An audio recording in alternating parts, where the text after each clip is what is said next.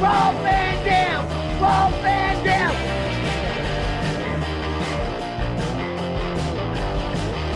I'm Rob Van Dam. The whole show.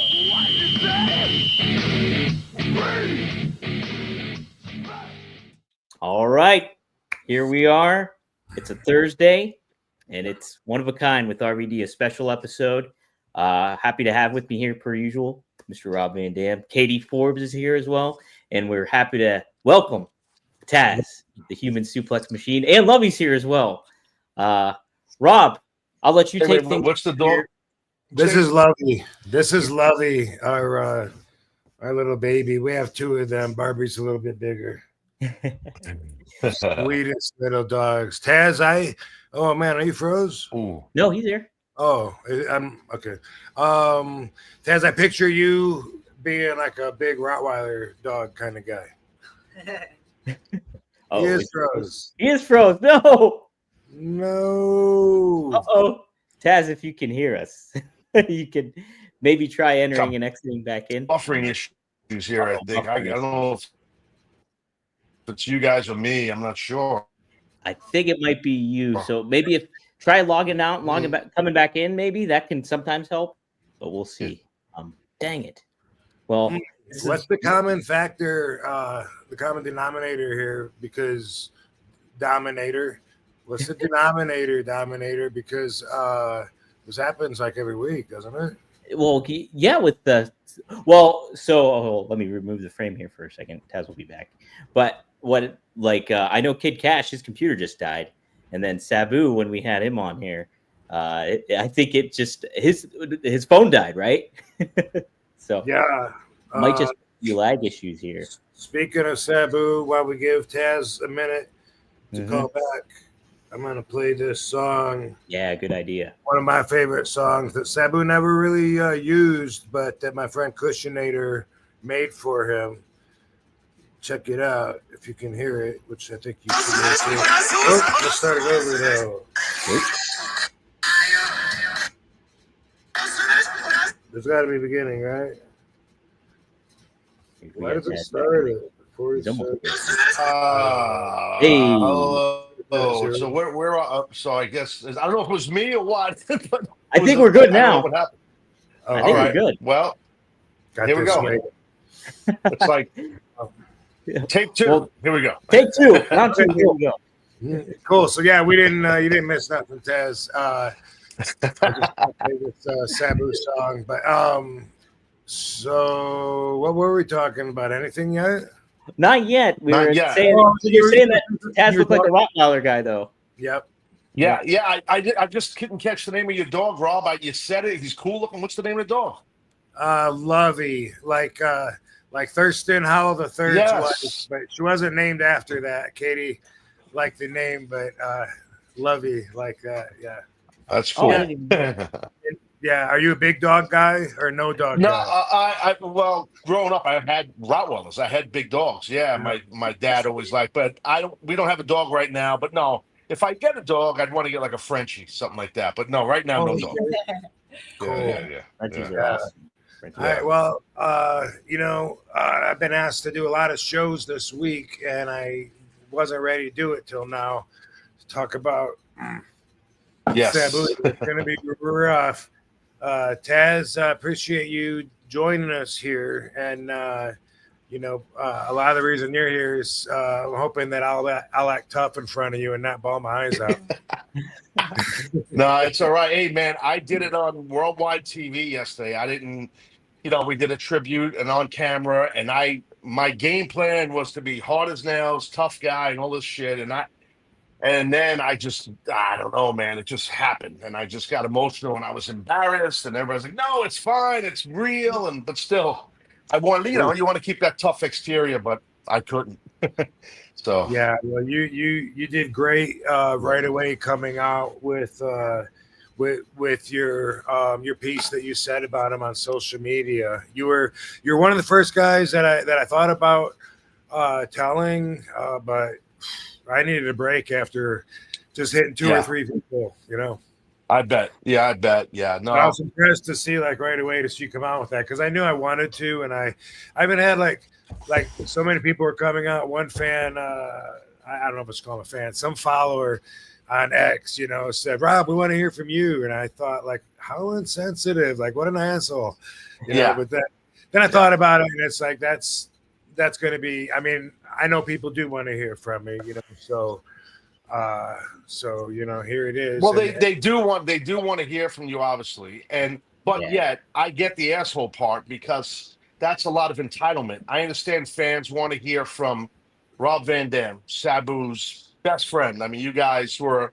I mean, I just told someone this yesterday at work. No matter when it was, no matter how many years we all worked together, when I would see Rob Van Dam, I would think of Sabu instantly, and if I saw Sabu, I would think of Rob Van Dam. That's how close you guys always were, as everybody knows. But those in ECW, we saw it. So there's always that connectivity. So I don't mean I mean that respectfully towards you and obviously Sabu. So yeah, the bond. I love how New Yorkers put an R in places like Saw. That was awesome. That's hard to fake. Let me see if I can do it. Like we all saw it. But Rob, you got to understand, I'm a product of the New York City public school system. This is not a good school system. See, my son went to much better schools here on Long Island, so he don't speak like me, thank God. I don't know. I mean, we don't have kids. One thing I wonder, if they're not doing cursive anymore, are we doing away with signatures? Yes, well, you just text it now. You don't have to really, nothing. Right? You don't have to write anything anymore. But is there still such thing as a wet signature required for certain accounting and tax purposes? I don't think so. Like if you sign a contract with stuff, there's like that. I don't know what you call it. That little click, autograph, like click autograph here, gimmick. we'll fake it. Yeah. Yeah, it's like the whole thing. It's just a big work, Oh, yeah. That's amazing. I know you can do the PDF where you sign a document like on the computer. That's what I'm talking about. Yeah, that's it there. Mm-hmm. Rob, so I'm sure you remember, you have a good memory, even though once in a while you dabble in weed and they say it's not good for your memory, but I don't know, your memery's pretty good. WCW. Yeah. WCW. That's right. Yes. Yeah. You had the old like caveman looking like Taz. Yeah. Tasmania. Crazy. Yeah. And I remember meeting you there. Yeah. When were you there? Because that would have been 93, right? No, I think before that, like 92. Well, yeah, must have been the end of it. Yeah, I got there in December 92, so it must have been the tail end of it, I guess. Because you were there, William Regal was there. Came together. I think Raven might have been there too. Does that make sense, Scotty Rob? Was Flamingo? Raven there? Raven? Yeah, I think Raven. Yeah. It's Scotty Flamingo. Yeah. Raven. Yep. Yeah, I remember that. Yeah. And I wrestled, I think, Joey Maggs, and I broke his nose with a clothesline by accident, and I didn't get a job. Is that what happened? That's a shoot. I didn't get it. He didn't duck. I said duck. So, yeah. Just did happen. I knew I was fucked once that happened. So one time Joey Maggs told me at an indie show, and I think it was after I just started with ECW. I don't know if he knew I was part of them. Must have been around that time because he said, I hate ECW. Hate it. And then like it was a few months later, he's up there looking for a job. I'm like, whoa, Joey. Yeah. What are you doing? You hate it here. I didn't say that. No. You told me in Cordell, Georgia. No. I didn't say that. Man. Yep, that sounds like one of the boys. Yeah. I've been avoiding doing a lot of the other podcasts, but I've heard a lot of our friends and other people telling their versions or tributes towards Sabu. And I just gotta say, I appreciate all of them. I'm really touched to see how much he impacted so many people. I mean, he's all over my world, my universe, of course. But I feel like he's really gonna go down as one of the immortals. Like when Eddie Guerrero died, like that affected people in such a way that Eddie like lives on like a like a Bruce Lee or like a Marilyn Monroe, and in such a way that fans still 20 years later are saying to me, like, I still can't believe Eddie's gone. And that's because they know the image, not necessarily the real person. You know, we'll be talking about the real person, but that image too is something that we're all really proud of. And I'm really proud for Sabu. And thank everybody for what they're saying. Thank you, WWE, for, and the family also asked me to thank everyone for the outpour. Nice. Yeah. On top of that, I wanted to say thank you for WWE for opening up Monday Night Raw, and with the image of and mention of Sabu. That was great. What I got to tell you is that everyone is getting all the facts wrong, and it's just repeated out there, and everyone has picked it up. The only thing, and this is not a dig on WWE, I'm just telling you the truth, like I always do. They had Sabu's name, a picture of Sabu, his birth date, and where he was born. And the only thing they got right about that was Sabu in the picture. Really? I see. I didn't know that. Well, correct it. Nobody knows. What's the correct info? So first off, his name wasn't Terrence. You know, that's something. It surprises me at a WWE level that they made all of those mistakes. And I'll start with Terrence.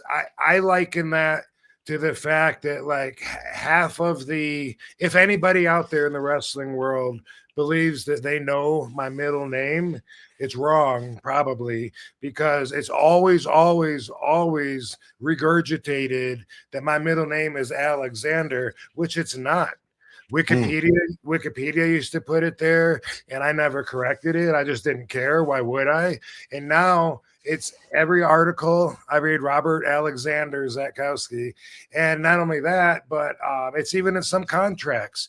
WWE, if they sent me a contract with that, I would say, wait, these guys are kind of big. They're not using Wikipedia as their source. Their source. Yeah, I don't know. But first off, Sabu's name is Terry. He wasn't born in New York. He was born in Michigan, just like everybody believed him to be. They said Staten Island, New York, I believe. Really? I didn't even realize it. Really? Yeah, it made me think that I didn't know everything about him until I talked to his sister. I was like, wait, does he have like a part of his childhood, like a whole, like that you didn't know? Yeah. And this is the one that everybody prints. Everybody knows that Sabu died at age 60, right? Yeah. No, he made it to 61. Wow, I didn't know that, dude. Yeah, wow. Every single report says he was born December 12th, 1964. I don't know who started that, but everybody regurgitates the same information when in fact Sabu's birthday was December 12th, 1963. Wow, I didn't know that. Holy Didn't cow. know that either. Those are pretty important things that I wasn't aware of any of that. I learned something. I did not know that. Wow. Yeah. I don't know where everybody gets their information, and then they consider themselves, journalists or anyway. Experts, I'm not trying to bury anybody. I mean, I know how BS gets spread, but from some of the higher ups, they'll be surprised to learn that they've printed misinformation, which I don't think, some people care. Most people care. Anyway, so there's that. What else? Let's see. His birth date, his name, where he was born. I think it was just that in the picture. So there's that. Now, holy crap! All the heat that's gone to Joey Janela and GCW. Right? Yeah. Ridiculous. I know it's heavy. I mean, I obviously wasn't at the show, so I don't know what happened or what happened afterwards. But I know you and I text on the side. I was just trying to gather some information and talking to you privately, Rob. But yeah, I mean, a lot of heat. And what happened when Taz and I talked? Taz said, have you heard all the talk about GCW? Or I don't know if you said GCW. I'm paraphrasing, but whatever you said, I knew what you were talking about. And I said, it's ridiculous. And you were fired up. You were like so pissed. And that's how they've got everybody. Like there's so many people. I've read comments from social media followers that say GCW should be arrested on manslaughter.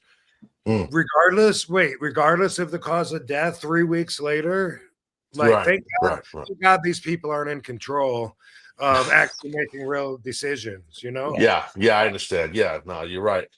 And let me call Dutch. I want to call Dutch out here, okay? I enjoy listening to Dutch's podcast. What I heard him say kind of changed my opinion on how much to trust good old Dutch. What do you say? So he's talking about Kratom, and he's like, well, yeah. And James, the bloke, even says, "I know you're going to talk about that's a horrible English accent." Yeah, I thought it was perfect, Rob. Let me try not trying. Belgium. James says, you're going to be talking about Kratom in a minute. So it's like, oh, okay, maybe he's an expert who knows a lot about it. And then Dutch Mantel goes on to say, Kratom is a horrible drug. It's worse than heroin. And then he goes on to say, well, I don't know how you take it. And then James is like, yeah, how do you administer the Kratom? I don't think you smoke it. He says, listen, Dutch, you know nothing about Kratom. Why would you even say that? And it helps so many people. And as my regular listeners know, I'm an advocate for Kratom. Kratom, and let me just tell, like I told you, Taz, tell anybody listening, Kratom, and this is, by the way, in case you missed out on the hype, the gossip, Joey Janela had horrible timing when he put out this post about what his day was like setting up for the match or whatever. And he talks about Sabu being hurt. Big surprise. If he literally couldn't walk and his feet are bleeding, that's fucked up. But regardless of that, it says in there somewhere that Sabu was got some Kratom, and then so he could make it through the match. The way Joey puts it, he says he was on another fucking planet. I don't like that he put that. I really doubt that that's true, but I've had people say it about me. In fact, I'm gonna administer some Kratom. Woo! Did you know Rick has his own Kratom? You didn't even know that, huh? To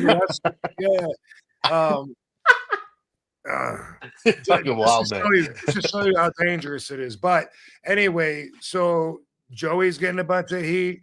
GCW is getting a bunch of heat. Everyone is saying, man, they should, fuck that. I can't believe I ever supported them, man. They killed Sabu. First off, they didn't give him the Kratom.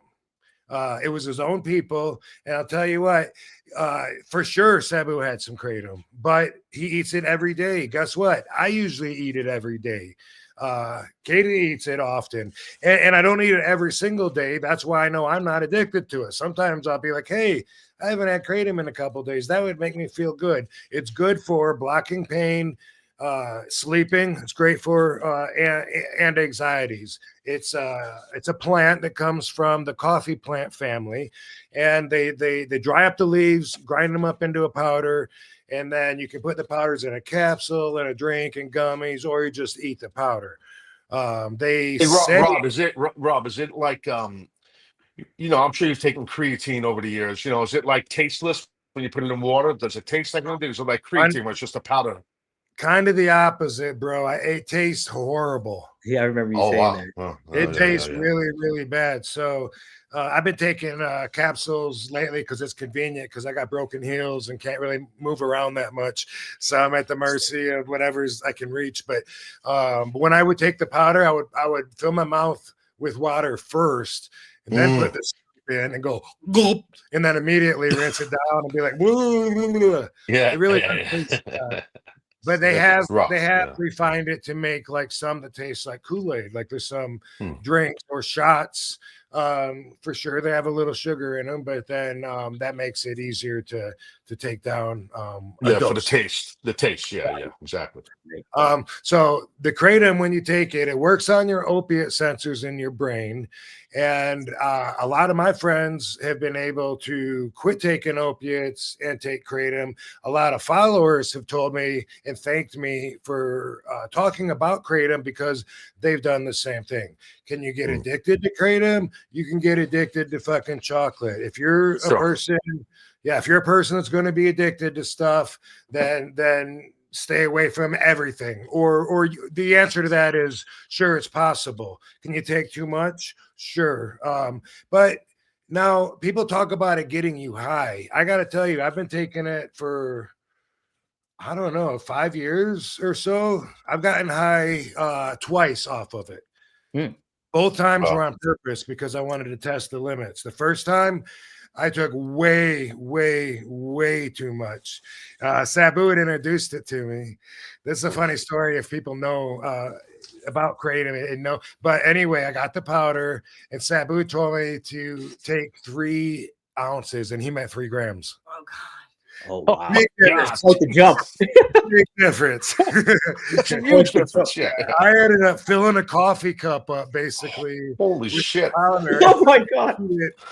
Dude, it was the worst experience. Like at first I was like, yeah, okay, I feel good. Then I was like, hey, and then after a while I was like, whoa. And I was like, I was drunk and felt like acid at the same time. And it was not hallucinating, but I couldn't see right. And it was just, it was horrible. That happened only the very, very first time that I ever took it. I've never, ever come anywhere close to that. And there was only one other time that I took a mega dose to see where I would start feeling it, because everyone talks about it getting you high. Everyone reacts to drugs differently, all drugs. But for me, I did not get that at all. So one time I probably took maybe like 30 grams of it. And then I was like, okay, I get it. I guess I could describe this as a high, and that was it. That's my personal experiences. Every other time, it's just like after I take it, I'm like, oh yeah, I forgot I was pissed that my fucking feet were hurting or my back or whatever. Yeah. Great for pain, way better than weed, in my opinion, and great for sleep. And so for Dutch, that wants to say that it's like heroin. And by the way, it's not recognized by the Controlled Drug, the List of Controlled Substances Act. It's not. The government does want to control it. It is prohibited in certain areas, around the country, but overall, you can get it online. You can get it anywhere that you can buy pipes or kratom. They call them head shops. But what I want to do, if you guys at home watching don't mind setting your clocks for me, this right here is 500 milligrams, right? And it says that a serving is 4 capsules. Okay, one to 4 capsules. Okay, so I want you guys to set your clock, and I'm gonna in Dutch. Set your clock, Dutch. set your fucking Flintstones bird with a shadow ass watch. Oh my God. Yeah, it's just Stiff City right there. Stiff City. How many is that? Flintstones Jones. Oh yeah, exactly. Well said, Dom. Thank you. Where'd they go? Okay, let me get one more. Okay, I don't know how to show you how many I got without it spilling. But I have a handful here of oh god damn it, I'm so close. You got it. It's there. Okay. Boom. Okay. Anyway, it says a serving is 4. So I'm gonna take 8, a double serving right now. I want everyone that sees me even act any different to shout out and say, Rob's fucked up. Okay. All right. Okay. I gotta say, I didn't expect this. No. All right. Well, you know what, Taz? You're not going to notice anything. I do this. I know. I believe you, bro. We talked about this. I know. I totally believe you. I tell you what. I'm just impressed you could take 8 tablets of anything. Fuck that. Dude, would right? kill my throat. It's Dude, horrible. that would be fucked. My mouth would be all fucked up. I'm telling you. Let's Oh, do 3 more. All right. So 3 times the recommended dose of something that's worse than heroin. Holy shit. RVD is out of his mind. Somebody call the suicide hotline. Oh my god. Anyway, I'm making a point, but I'm also educating. So, man, Yes. All right. So anyway, there's been a lot of talk about it, about the kratom, and I'm an advocate for it. I always have been, and it had nothing to do with Sabu dying 3 weeks later. Y'all are basic thinkers, and you need to put a little extra thought into the whole thing. And you don't know, and Dutch, you don't know anything about kratom. And where did you get that information that it's worse than heroin? He sounds like Harry Anslinger in 1937 telling people that marijuana is the most dangerous drug and it makes you turn violent and chop your family up with a battle axe and a chainsaw. Did they have chainsaws back then in the 30s? Oh, sure. I think they did. Yeah, they had Yeah. something. Definitely had battle axes. That's Battle axe is definitely over there. Definitely over there.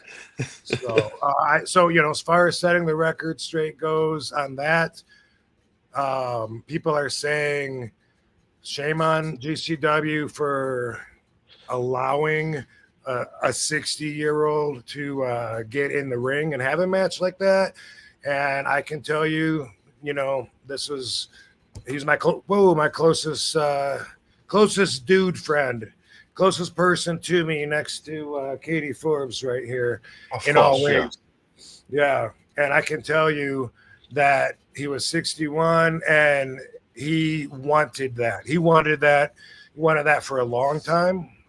In fact,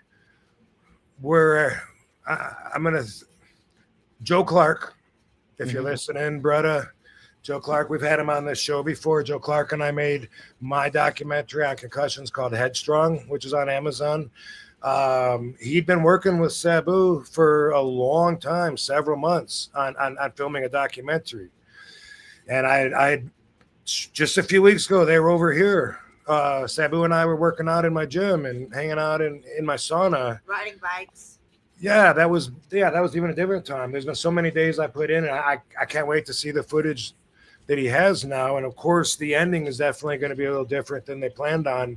But he was training. He was wanting to have this big retirement match so much that when it got down to it, he knew that he had more in him, you know. One thing that he said when I saw him after his match with Joey Janela, he said, I got one more match in me. If you're still interested in doing that barbed wire match, I'm interested. It sounds like him. That's how, Because I had talked to him before about being the guy that's his last opponent, which a lot of people would think easy. Of course you're going to do that. But he said, no, that's cheating. Just like he thinks two brothers wrestling each other is cheating because from his perspective, because they grew up and they know each other too well. And so that's what he said about me just working him until I mentioned I've never had a barbed wire match. That would be something special. But I really didn't want to do a barbed wire match, you know. I really didn't. He could have maybe talked me into it if it was really going to be his last, you know, because I would have given anything to him and for him, and I did always. And so because of that, you know, it could have happened. It's not my kind of match, as the fans will tell you, that all of a sudden think I'm anti-ECW because I don't like the garbage death matches. Well, we're the same. I'm the same as you. I mean, I didn't do it. Fans are surprised. Stuff. Oh, you're breaking hearts right now. You don't even know it. Oh, stop. Yeah, that's crazy, right? I mean, dude, like, you know, what made ECW so special was it was a potpourri of all different styles, you know, and we kind of, you know, it's the ice cream shop analogy. You know, you can't have an ice cream shop, right, which is vanilla. You know, if you're going to go out of business, you need a bunch of different flavors, and that's what we were. You know, so you know, you had a lot of different styles that clicked. You know, it all clicked, and Paul deserves a lot of credit because he knew how to keep a lot of us in the right lanes. In my opinion, that's how I looked at it back then. Yeah, you know what's funny is you said you looked at it like that back then. I Yeah. feel like I had to grow up to see that. Like back then, I feel like I had such a competitive state of mind that I felt like me and Sabu's style in our camp and our way was just the right way, and everyone else was just someone to laugh at. And it wasn't really until I grew up and got out of Yeah. that competitive state of mind that I could appreciate what you said, everybody's flavor and everyone bringing what they brought to the show. And I'm like, I get it now. I get why the fans liked those people. And at the time, me and Sabu were like, fuck them, because that's how he Right. taught me. I know. You ain't got to tell me. I've heard it many times. I know. Yeah. Many, many times. What's funny is shout out to Nerd Bar Johnny. Yeah. He said I was talking to him about, I think Sabu would be touched. He'd be impressed to know, how many people he's really touched and how many people are pouring their hearts out and giving a lot of love. And he said, yeah, but there'd be several of them Sabu would say, fuck that guy.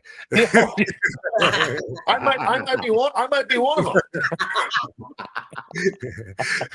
No, you definitely wouldn't be. You wouldn't be. And that's the thing about the relationship that we had back in ECW was that Sabu spent like all day either talking about you, either imitating your voice or your accent or something that you said, but I could tell behind it that he must have had so much respect for you to do that. It wasn't, it was never like, hey, he's a piece of shit. It was more like, this is the way that the Taz is handling being in the position that we're in, and it was more like that. Yeah.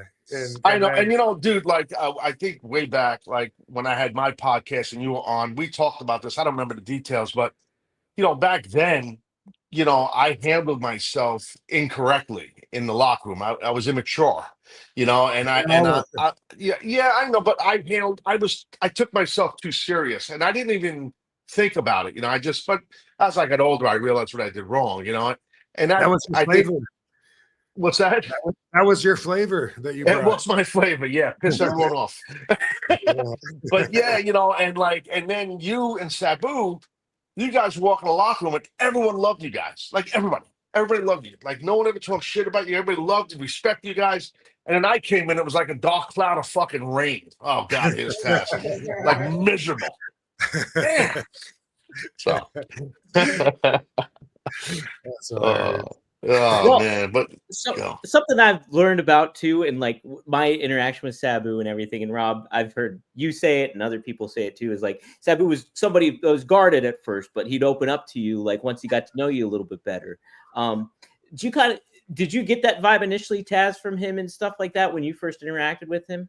But Sabu, that's kind of no, and I'll tell you why. I know what you mean, Dom, and you're not wrong. But with me, it was different because the first time we met it was a quick meeting. It was on a show in Minneapolis. A bunch of guys were on. Rob, I don't know if you were on that show. No. This is before ECW. I know, I believe Jerry Lynn was on it. Sean Waltman, Candido, I think, Sabu, myself. I can't remember who else. I'm drawing a blank right now. But anyway, and then a year or so went by. And then I got a call from Paul Heyman, which I only met Paul once before. I didn't really know Paul. And he said, hey, have you ever heard of this guy, Sabu? And I said, yeah, actually, I met him a while back, at a show in Minneapolis. He goes, well, I'm bringing him into ECW. And at the time, Todd Gordon owned ECW. And Paul took the book like Eddie Gilbert was having issues. And that's what everyone knows the story. And then Paul said, I want to bring this guy in, a Sabu guy. And I'm paraphrasing, but I want to push the hell out of him and all this stuff. I'm like, that's awesome. I go, all I cared about was how many dates I could get because I needed money. I had no money. I'm like, how many dates can I get? He goes, well, I can only guarantee you one, and you got to put him over. I said, I don't care about putting him over. That's fine. But he's got this wild style. Of, I don't care. That's fine. No problem. I just needed the money. I didn't give a shit what style anybody had. I needed to work, So So I go to Philly, and then Sabu comes in, and he was going to work with me. I knew I was going to work with him, but it was about him. It wasn't about me. He was going to get this big push, and he was so pissed about the Hannibal Lecter gimmick. He had to be on the gurney, and he was scared at Paul. He didn't want to do this. He was going berserk, right? And I hardly knew this guy, but the way he was getting was making me laugh. I didn't want to laugh at him because he had his sense of humor, and like even when he's mad, he's funny. Like it's hard to explain. Rob knows what I mean, and it's like, so I didn't have that that type of weird interaction because we had to go over a match, Sure. and when you go over a match, it's a little bit different. I just figured out he's going to beat me in 5 minutes. They're doing packages on him, and he's like, no. He said, dude, I want to see you get a job. He came up with spots to shine me up, and like because of him being so gracious, he let me shine when I was the guy that was supposed to just put him over. But he got me over huge, and the rest is history as far as that goes. So, he was, you could just tell his demeanor in the locker room, even day one. I had my hands up with everybody. I didn't know anyone. I was just like really insane, like crazy guy. And he was the complete opposite. You know what I mean? And we were both brand new in this locker room. And he instantly connected with the boys where here I am. I'm ready to fight everybody, like nuts. Sure. So, Yeah. but we were complete opposites in that regard, but we connected in the ring. And I'm like, I knew right away, man, we have some chemistry, I think.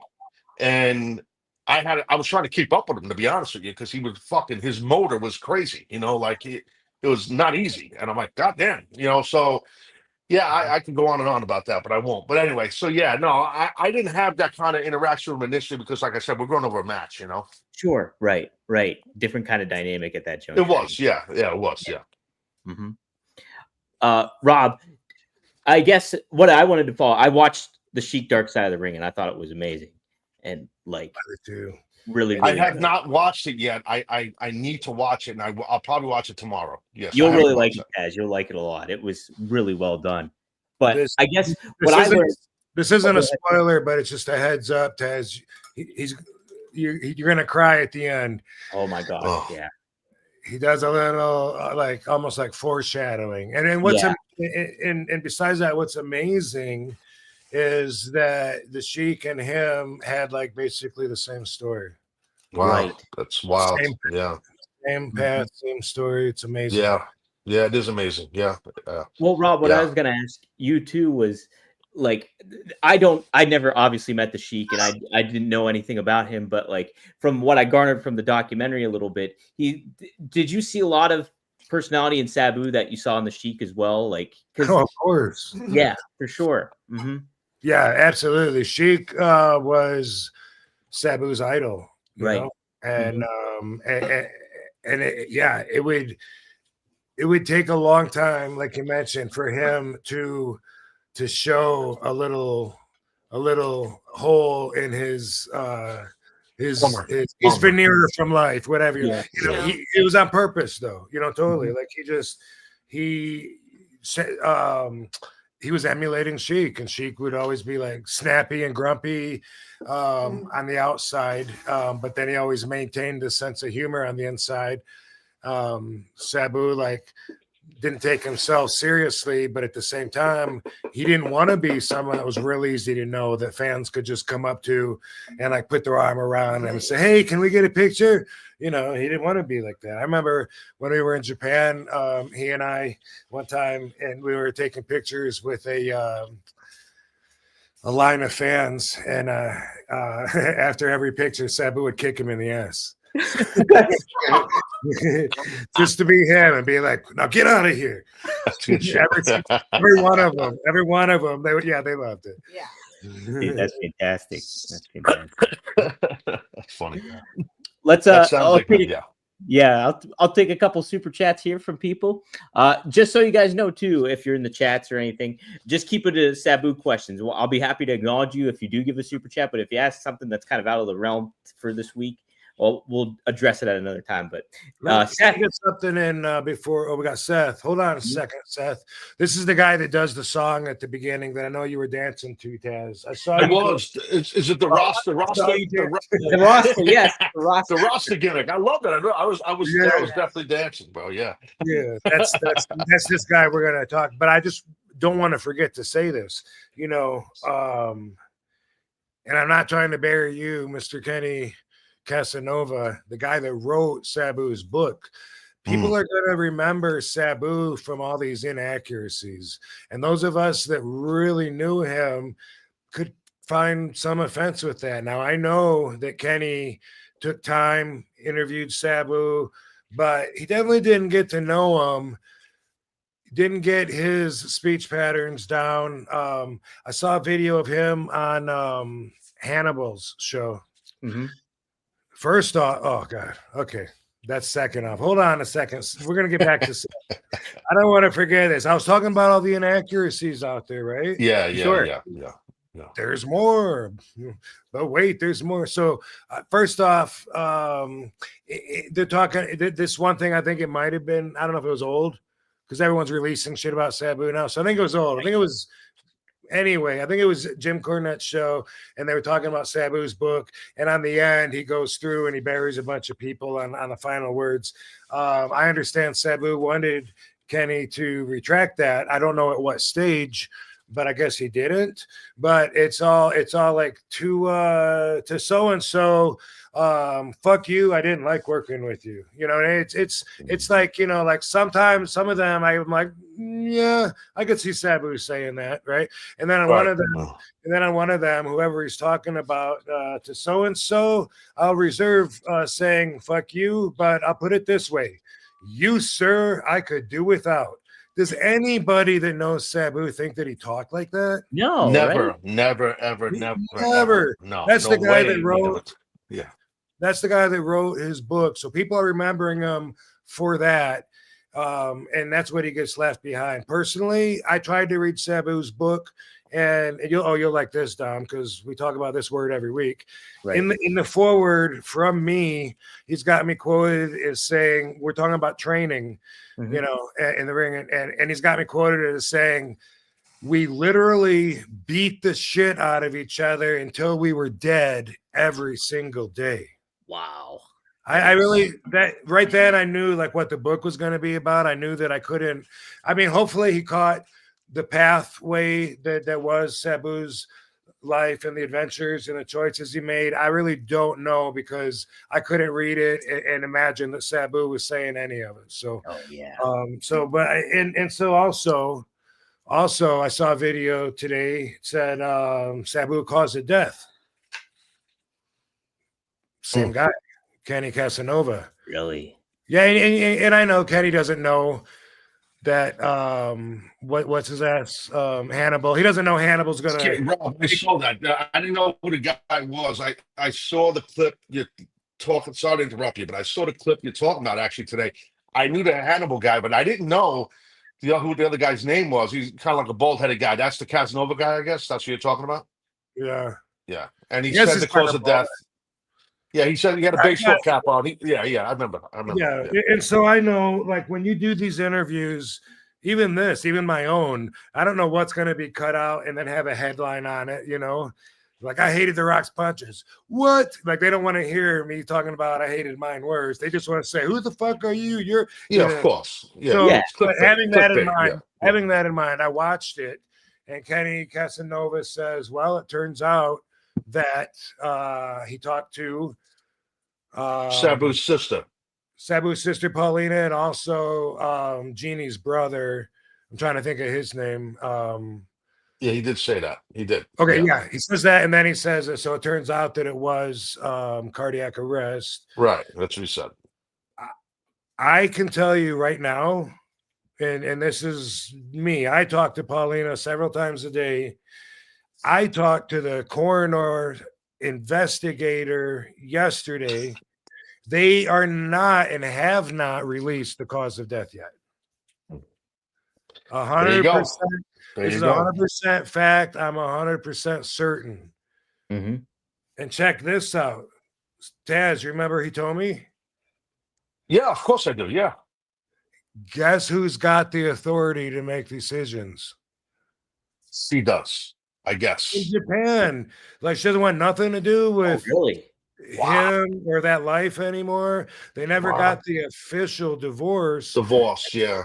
So we need her signature for several things. And I don't want to get too personal on Yeah. on what the holdup is, but it's everything. And part of that is the cause of death. Wow. Wow. And I have gotten reached her through a mutual friend, and she doesn't want nothing to do with this, but trying to get her to understand that in the meantime, without her signature, everything is held up. Matter of fact, I'm going to check Wow. to see if we heard any update, because I assume she's back in Japan. I would assume. I guess that's where she's back. Not in the States. She's in Japan. I guess. Right. yes, sir. Yeah. Man, Wow. wild stuff. Wild stuff. So, if you want to go back to Seth now, I'm just trying to. Anyone watching this is going to have a complete different story than people watching everyone else's shows, just because there's so much misinformation out there, and people are all spreading it. People wanting to jump to conclusions and making all their own assessments just based on what they see on. And when it comes to creative, like, I get where you want to put your finger on something. You want to have an excuse when you're hurt. When you're hurt, something that you care about and love is ripped out of your life. Like, you want to be able to say, "This is the reason I'm suing that person," or whatever. Yeah. You know. And in reality, though, you know, Sabu lived by his own rules, died by his own rules, and there's not going to be anybody really here to blame. No, that's it too. And like, I was at the last match too, and then I saw him the day after, and he was talking about it, like he was just joking around about it, and like, yeah, that spot wasn't supposed to happen, all this shit was out of whack, and all this kind of stuff, and you know, he was Sabu. And when you look back at it, Dom, you can see in the pictures now he was a little bloated. Yeah, a little bit. Yeah. Mm-hmm. Wrestlers over the years have, like, when a lot of our friends have dropped dead, I've heard that referred to before. I've heard the talk where they say, you know what, I noticed he was getting that bloat on him that other guys get before they die, and then he died. Looking back, I can see that on Sabu. So he had some signs. It wasn't something like he just one time fucked up and, you know, mixed two wrong things, or somebody gave him. It wasn't like that. He had something going on with him. And I remember him telling me that he had something in his stomach that, you know, that sounded bad. And I was like, dude, you know, you should get that checked out. And he gave the answer that, no, I'd rather not know. I'm scared to find out. So this is worth bringing up on this platform to people that are listening that might share that. I don't think that's a smart way to be. I get it. You know, I get it. I used to be like, the first time when I was super young, like 21, 22, something like that. I remember, and AIDS was really popular, you know, and I got my first AIDS test. I thought the same thing, like, no, I don't want to know, you know. And it's so stupid, because then you go around spreading it and killing more people if you do have it. And I did get tested, and I remember I was so afraid, because all the hype had me believing, like, well, for sure I got it, you know, I've done everything they talk about that you're not supposed to do. In the end, I would recommend, you know, getting yourself checked out anytime you have reason to believe that there's something going on inside you. Your body has a way of telling you and letting you know. And because if you cut it off at the pass, it could, you know, to your point, you're right, Rob, because if you don't bury your head in the sand and you get ahead of it, you might be able to save your own life if you catch whatever it might be early enough. Yeah. Absolutely. Yeah. What's that got to say? Sabu's bald in this match. I just wanted to interrupt for a second. That literally, he's bald in this match. I've never seen him bald. Oh yeah, right. yeah. Yeah, it's crazy to see him bald. Yeah, that's yeah. He gave his hair to a girl that was lost her hair from chemotherapy treatments. Oh my Wow. God. I did not know that. And you know, Rob, I think that's something cool, and Dom and Katie, to bring up about Sabu, you know, because I don't think enough people realize or talk about how caring, like good-hearted this guy was behind the scenes. Like, he literally would take the shirt off his back to give it to someone. Like, he's, for fans out there watching, you know, or maybe younger wrestlers or wrestlers who didn't know Sabu, like, hypothetically, if there's a bunch of the boys just had a show and they go to a Cracker Barrel, you know, and everybody's hanging out in the same place eating, he'd find a waitress and say, give me the check. I'm paying for everybody. I mean that was that. I mean that was Sabu. He just was a super good-hearted guy. Besides being very funny, but he was very giving. I didn't know that about his hair, Rob. I did not know that. No, I didn't either. Yeah, Sabu was the most generous person I'd ever met. He was overly generous and didn't know how to keep his own money. And Yeah. you know, a lot of the word online people are talking about is that he didn't have the life he deserved. I agree with that. He should have been a millionaire several times over. Should be acknowledged in a lot more prestigious way than he ever was. When it comes to his money, unfortunately, you know, he wanted to give it all away. He was always like that. When we were in Memphis, USWA in '91, I remember at a gas station, like we were all chipping in, you know, our money 4 ways to get gas. And he gave $10 to this homeless guy that was begging for money. And Yeah. we were like, dude, why'd you do that? We were just talking. You were just saying you only have $20. He was like, yeah, but he didn't have anything. Wow. Yeah, that's him. That was That's him. Yeah. exactly. That's how we saw it. Yeah, he gave one of my first shows. I brought my friend Andy, my fake little brother Andy, with me to the show, and afterwards, like he paid for his meal along with everyone else's, and we were like, no, I mean, his mom actually gave him money so he could come with us tonight. You know, that's Yeah, cool. yeah. And he's like, no, I got it. And like, why would you don't got to pay for his? I brought him. I feel bad. And he goes, no, he didn't make any money tonight. I did. So Yeah, he just yeah, he always liked the idea of everyone being together for each other. He liked, if he could have his way back in the ECW days, he would rather that a bunch of wrestlers all stayed in his room than stay in their rooms. Yeah, he liked to hang out. Besides helping them, he liked being in the business. He loved the business. The camaraderie, the brotherhood. Loved it. Yeah. Absolutely. No, that's what was a neat thing about him. You could tell, like, and you see the reception back online and everything like that, and how many people said how kind he was and generous he was. Rob, I saw you like something on Instagram or something too. Where was it? Did he help two fans get into pay for their tickets or something like that? Or get that story? I didn't know that story. Okay. But it totally sounds like him, it does. And you know, I used to, of course, I tried to help him. You know what I mean? Sure. And of course, you know, I've reached in and had to, and he's cost me, of course, a lot of times. I mean, if you, yeah. Here's to the, if you never seen Sabu mad, or you've never thought Sabu was going to die, then you really didn't know him. So let me just say that. He's pretty heavy. He may be gone now, but the way I see it, Grim Reaper versus Sabu was really like 3,499 for Sabu against one time for Grim Reaper. So if you look at the big picture, I really think Sabu kicked his ass. There's been so many times, and even on the documentary, boom, he gets shot in the fucking mouth. Could have died there. Got that bacteria in his leg. Could have died there. Yeah.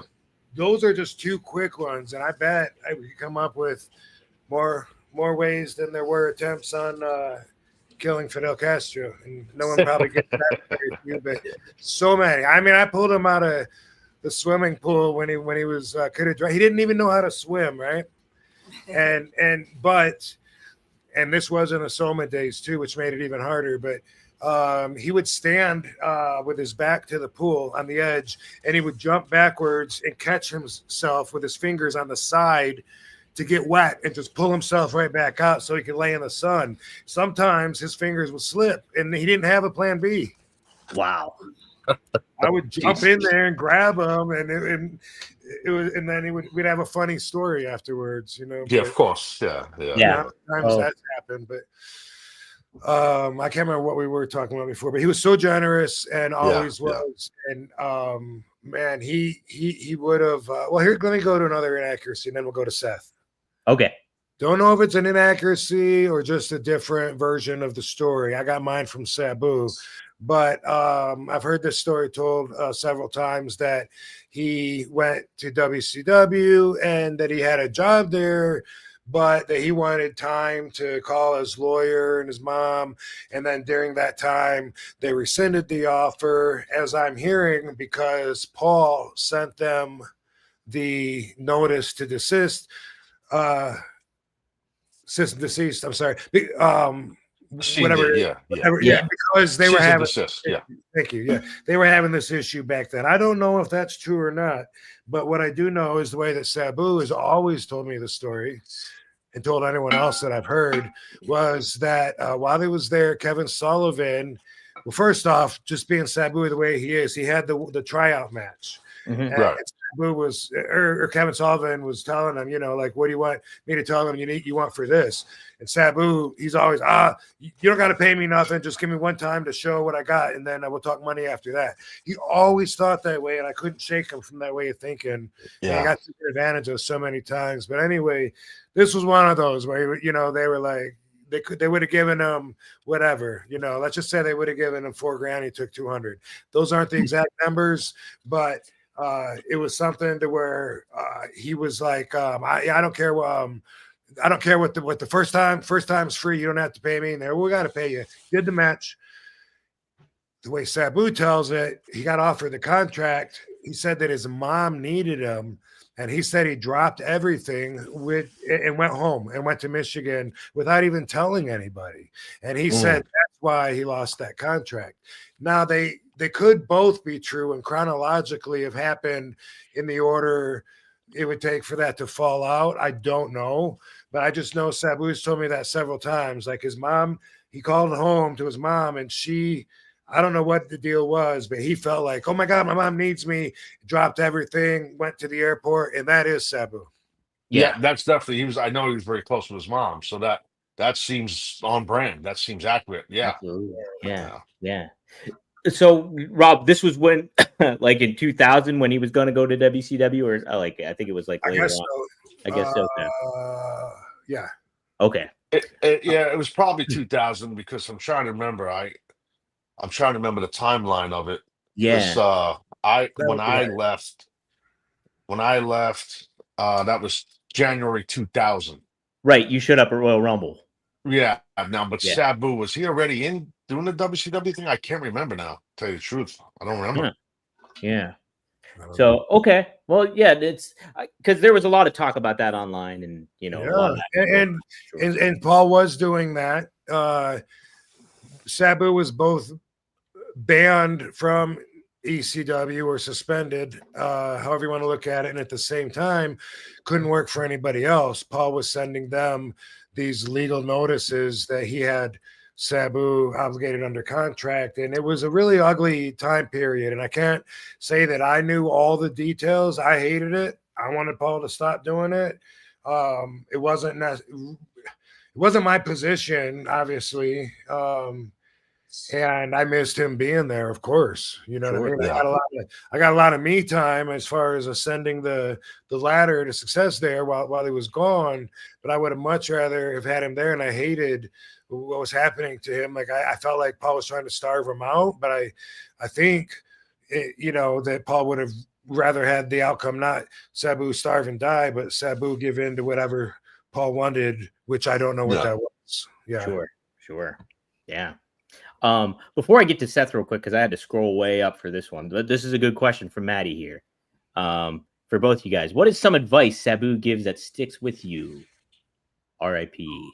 Is there any advice, Taz, that Sabu really, or maybe something that he just led by example in certain ways that you kind of learned from or garnered from? Yeah, I would say more of like his as far as a competitor in the ring, he was, like I stated earlier, kind of his motor, his work ethic, his when you had to wrestle Rob or Sabu, they, even though a lot of people think they had the same style, in my opinion, wrestling both those guys a lot, they were a little bit different style.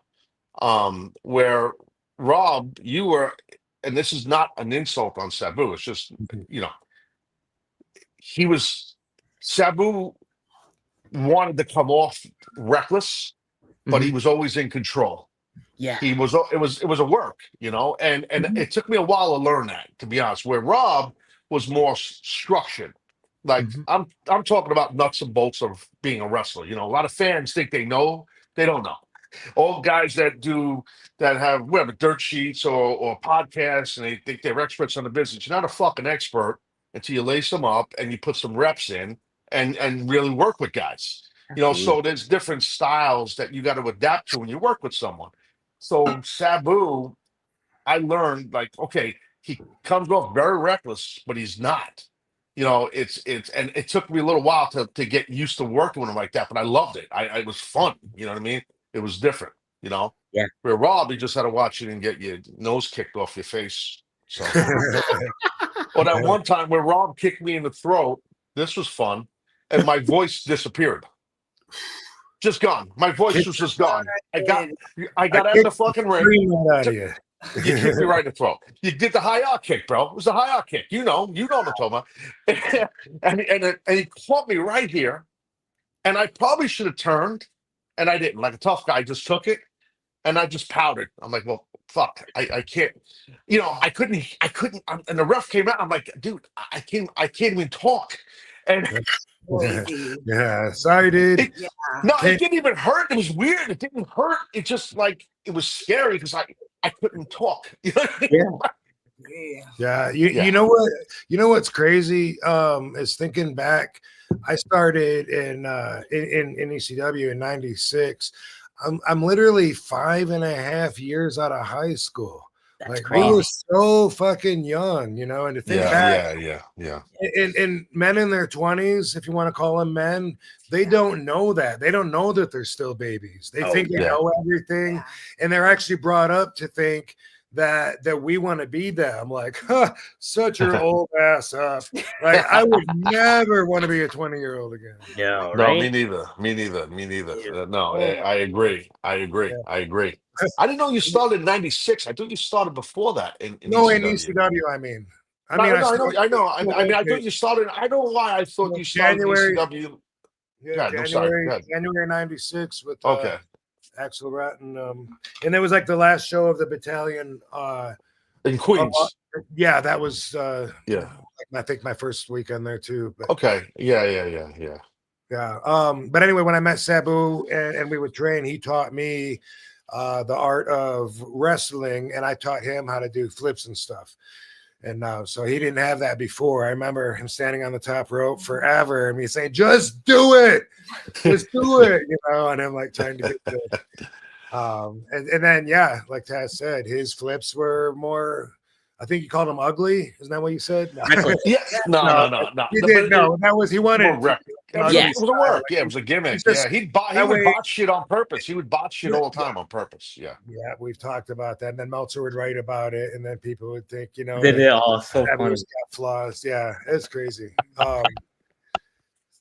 Taz, it's so funny that you said that though. Like he's reckless, but he was like deliberate too at the same time. Oh yeah, I noticed that just like watching some clips of him and stuff like that. I think it was the one where he like leg dropped John Cena to the on the outside and stuff like that. Like it looked like just insane, but you could tell like just by his body language that he knew what he was doing. Like he did, and you know what he did so well too. Like he'd hit you with a dive. Now, I never was a dive guy. I was a base guy. So guys were trusting me to catch them, so I had to catch them.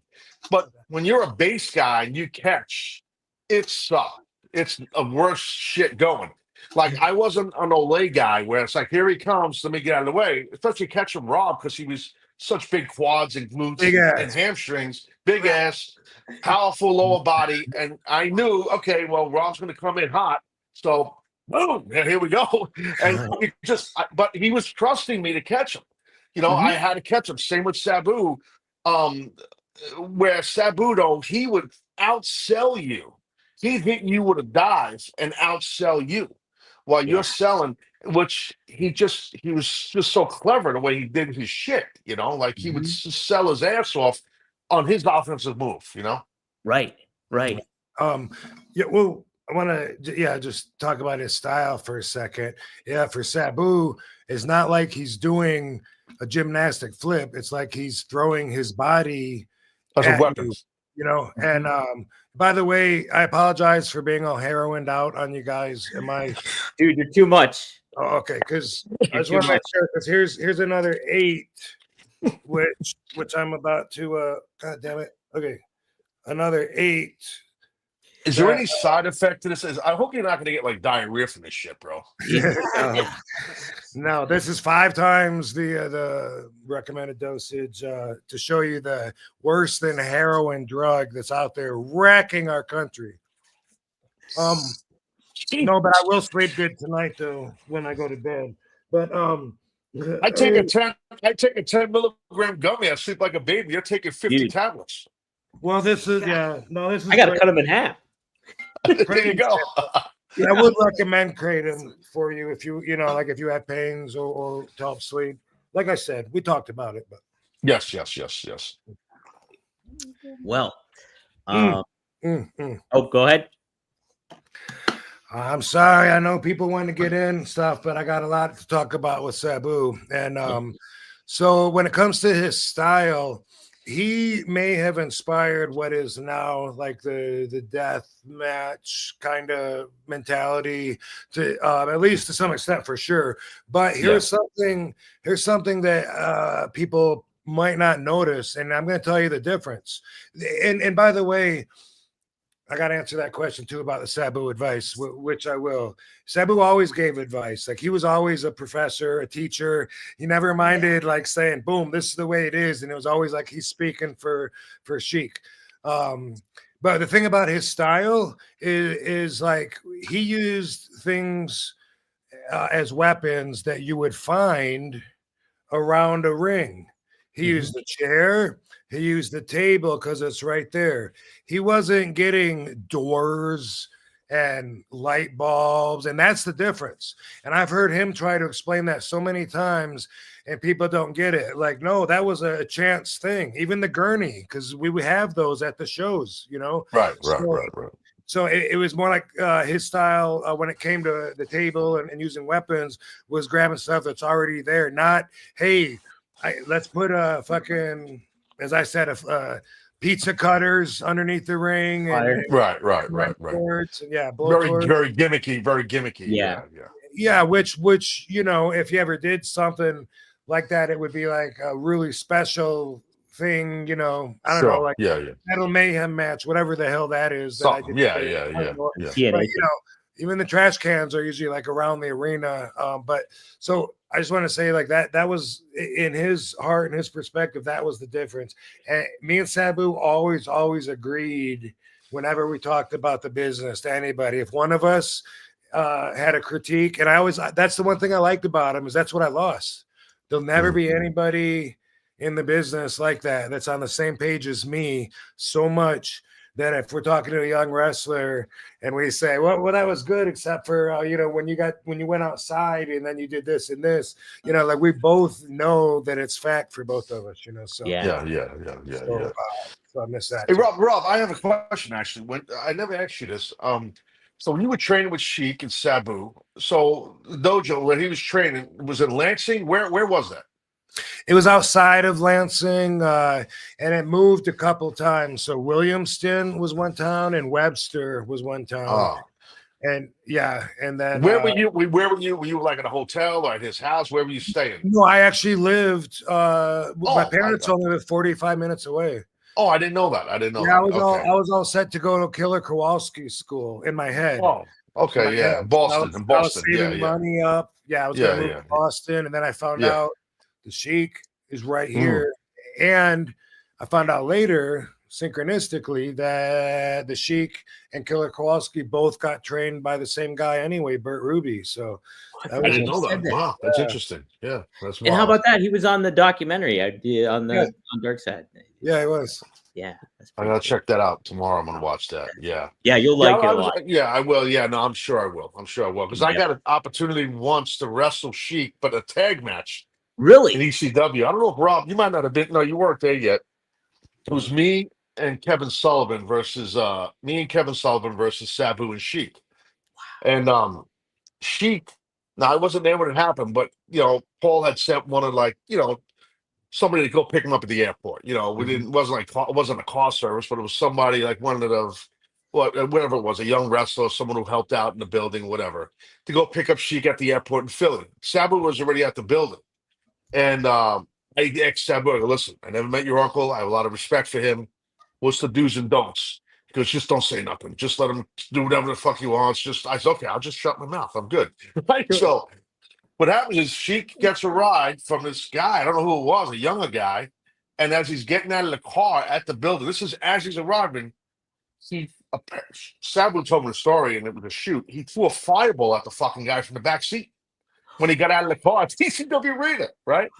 And but it didn't hurt the guy. The guy was just, and then he started working the gimmick, and went in the building. Drove from the airport to the building, hit him with the fireball. The guy was okay, and the guy was terrified. We go into this match. Kevin Sullivan and I just shut up. Sabu kind of shut up. We let Sheik and Kevin Sullivan, the veterans, they worked. The two veterans worked it out. Sheik's supposed to hit me with a fireball. I have Sabu in some kind of submission, but Kevin and Sheik never.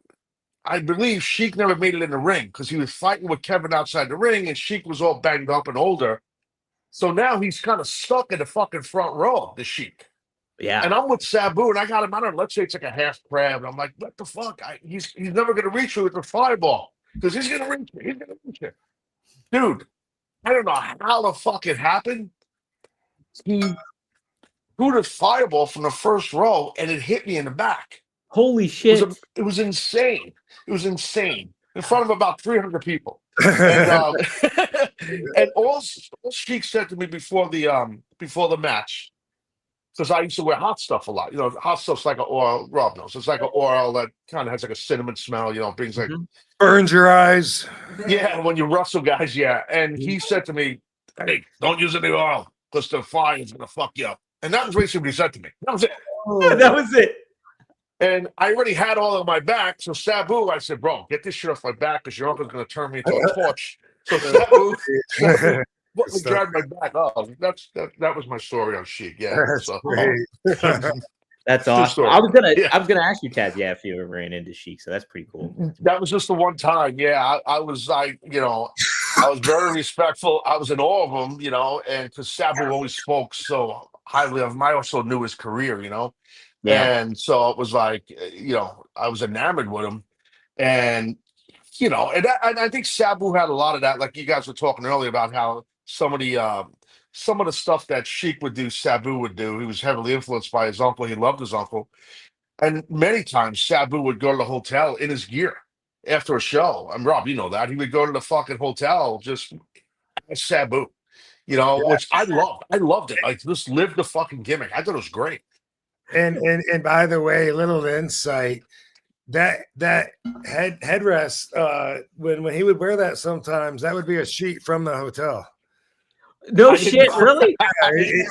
Originally, it always was. Then eventually, he got some that are a little nicer. But yeah, like back in the Memphis days or whatever, he'd be like, we'd be leaving the hotel on the way to the arena. Oh shit, I forgot to get a sheet. Go in there and yeah. Did you guys stay in Memphis? Did you guys stay at the Admiral Benbow? We sure did. Yeah, me too, brother. That was a shithole. Was it? Yeah. Oh, it was horrible, bro. Tojo, do you remember Tojo Yamamoto? Yeah, of course I do. Yeah, yep. Tojo, Absolutely. So Sabu called it. We all laughed because somebody was trying to tell us that that's where to stay. Who was it? Bro. Black wrestler. What black wrestler was there at that time? But anyway, maybe Brickhouse Brown. Was it Brickhouse? Oh, maybe it was him. Yeah, thank you. Yeah. So he was saying, the Admiral Benbow, and Sabu was like Apple Bimbo. It was like, yeah, Admiral Bimbo, Apple Bimbo, and so we always call it the Apple Bimbo. We were laughing at it after we stayed there in the dressing room. Like we stayed last night. Sabu said we stayed last night at the Apple Bimbo. And Tojo Yamamoto said, oh, they have rats there. And we didn't know what rats were. What a rat was, yeah. Oh, God. Yeah. And Sabu said, what? He goes, George slept on the floor. We thought it was so funny that Judge slept on the floor when they had rats. But Dom, what Rob just said, like they didn't know what rats were because like years ago when you broke into business, the way your trainers would train you, my trainer was the same way. They wouldn't tell you everything. They wouldn't smarten you up. You had to learn shit on the road, and that happened to me. I learned the hard way what the term take a powder. I didn't know what that meant. And I got sent to Puerto Rico for like 3 weeks. My first match was in Puerto Rico, and I don't know, speak Spanish or none of that. And we did like 3 weeks of TV, and they had me squashing guys. And then the third week of the TV, a bunch of guys are gonna hit the ring heels, and I was one of the heels. Me and a guy named Alex Rizzo, which most know as Big Dick Dudley, God rest his soul. And Van Dam, Big Dick, obviously, and we broke in together and we were good friends. And so we're in Puerto Rico. He had his first match there too, just like me. It's the third week of the show. We shot him all in one night, obviously. So the baby faces hit the ring, but they're going over it in the back with us, and they're telling the heels, "All right, when we hit the ring, you guys take a powder." Sure. All right. So all the other veteran heels leave the room. Me and Alex, Big Dick, he's like, "Bro, what the fuck?" I don't know what that means. We didn't know what it means, right? We had no idea what it meant, right? We didn't know. So now one of the guys was Ted Petty, who was Flyboy Rocco Rock from the Public Enemy. Oh, okay. And he was wearing a mask. He hits the ring, and we don't powder. All the other heels leave, but we didn't know what it was. And then he nails me.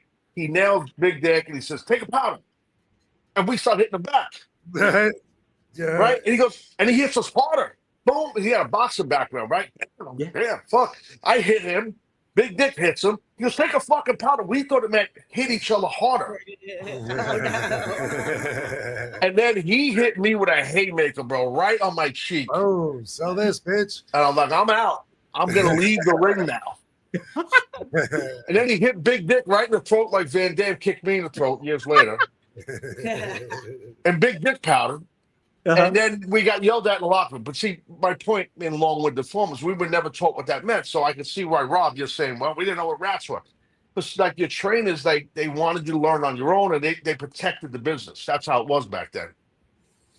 Also around this exact time, like it could have been the very next day, or it could have even been this day. Anyway, we're in Memphis at the TV studio on Saturday morning, right? Yep. Sabu, I think he had a tag match with Judge Dredd, I believe. I remember him. I remember Judge Dredd, yeah. Yeah, man. You know what's weird? I just got his number, like, right WrestleCon weekend. And shit, yeah. Yeah, I've been out of touch, and then Sabu passes, and I, couldn't tell him or couldn't. Yeah. Well, anyway, there's one. He's the only guy now that Tom's around Samson. Anyway, Judge was with us on our Memphis run, and I remember at the TV studio, Sabu's on the top rope, and he jumped off, and he jumped up high, and it looked like he almost hit the light. He came down. I don't even know what move he did, but after he came down, he looked up.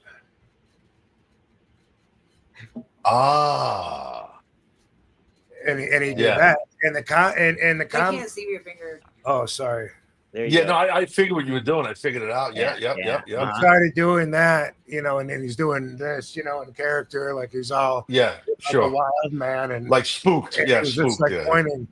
Yeah, and the commentators, right away said, "What? I think he's pointing at the lights. I think he hit the light." That's what started Sabu. That's cool, man. Oh, I didn't know that. Cool. Yeah. That is very cool. Yeah, that's cool. He kept it, and he was like, "Well, I was kind of pointing at the light, but I was just because it was there, not because I hit it. He didn't hit it." But, so he did it. He did it organically. This was not like I'm gonna. The best shit is always that's organic. the best shit's organic. Always. That, yeah. It really is. Yeah. The Austin 316, and then you get the Sabu point. It's like some iconic stuff right there. Yeah. The RVD thumbs. That's true. Taz crossing hit. I don't know. That's yeah. Well, that wasn't too creative. I just crossed my arms. I thought it was pretty good. We talk about how people try to force it now, kids, and they're like, yeah. Hey, come up with all hand sorts signs. of signs and Yeah. Yeah, I know. Nice. Yeah. That's I tell my son, don't, and I told him when he first broke in, just be yourself, be natural. By the way, Rob Hook says hello to you and Katie. I told him earlier I was going to be on the show. Yeah. Yeah, we talked about it with Kid Cash a little bit last week. Oh no Yeah. shit. Oh yeah, Kid Cash on. I didn't see that one. I like Cash. Yeah, I check that I don't out. have guests a lot, but I like to. But sometimes, when I do, it's usually a last minute thing, like right before the show. I'll go. I've always done that. I'm not good at planning, Yeah. Keeps but things entertaining. sometimes I like to talk the whole time with Dom, and then other times I'm like, you know what, I'm gonna let someone else do the talking. And this one, of course, is special. I thought about trying to have everybody on, and I'm like, no, that'd be too chaotic. And already I feel like it's going by too quick. Like I want to talk about Right. Sabu for another 8 hours. I got like so many stories, Yeah. and it's shit that people don't know but would love to know. But Well, you know what's cool, bro? For me, like, going good. he was my biggest rival and all this stuff, but I'm learning stuff about this guy I knew forever, and Yeah, I'm learning from you about this guy, which yeah, I'm learning some cool shit. I didn't expect this. I'm really happy about it. Seriously. yeah, man. Taz, did you ever ride in the Winnebago? Yeah. I've never. I was Yeah. just telling someone yesterday about the Winnebago. Oh, Yeah. no, I did not ride in it. I didn't. No, I did not. At that time, I was kind of anti Winnebago. So, you know, I was anti Winnebago, and I think the Winnebago was anti Taz. But no, I've been near it, and I know very well about the. What was the dog's name, Sabu? The little poodle he had, that Sabu had, bro. He was always high. The dog was always stoned. He was always high. I can't remember the name. He had a dog for 18 years. 18 That had to be, years? that Yeah. had to be the dog. It was a little like a poodle, I think. Yeah, but he told me all the time out Okay. there. Yeah. was- And that dog was Terrible. high, man. Yeah, the dog was high. The high dog. The Yeah. dog was so long. I was like, I'm so impressed Sabu kept something alive that long. I remember the little dog. Yeah. And hey Rob, you know about those cowboy boots? I didn't remember this. Jeff Jones reminded me. I sold him a pair of cowboy boots. Did you know that? Yeah, no, I didn't know that you sold them, And but I know about them as far as him having them. I didn't know they came from you, but people Yeah, comment on that when they see that picture of all of us at the Funk's Ranch. in Amarillo. Yeah. Yeah. Bro, I Yeah, sold them to him. They were like blue, like either like Python or something. They didn't fit me good. And I remember talking to him, and then I gave him and it had my name like engraved in the leather. It said TAZ. Oh. He was hot as fuck about that. I'm like, that's my boots. What do you want? Yeah. Yeah.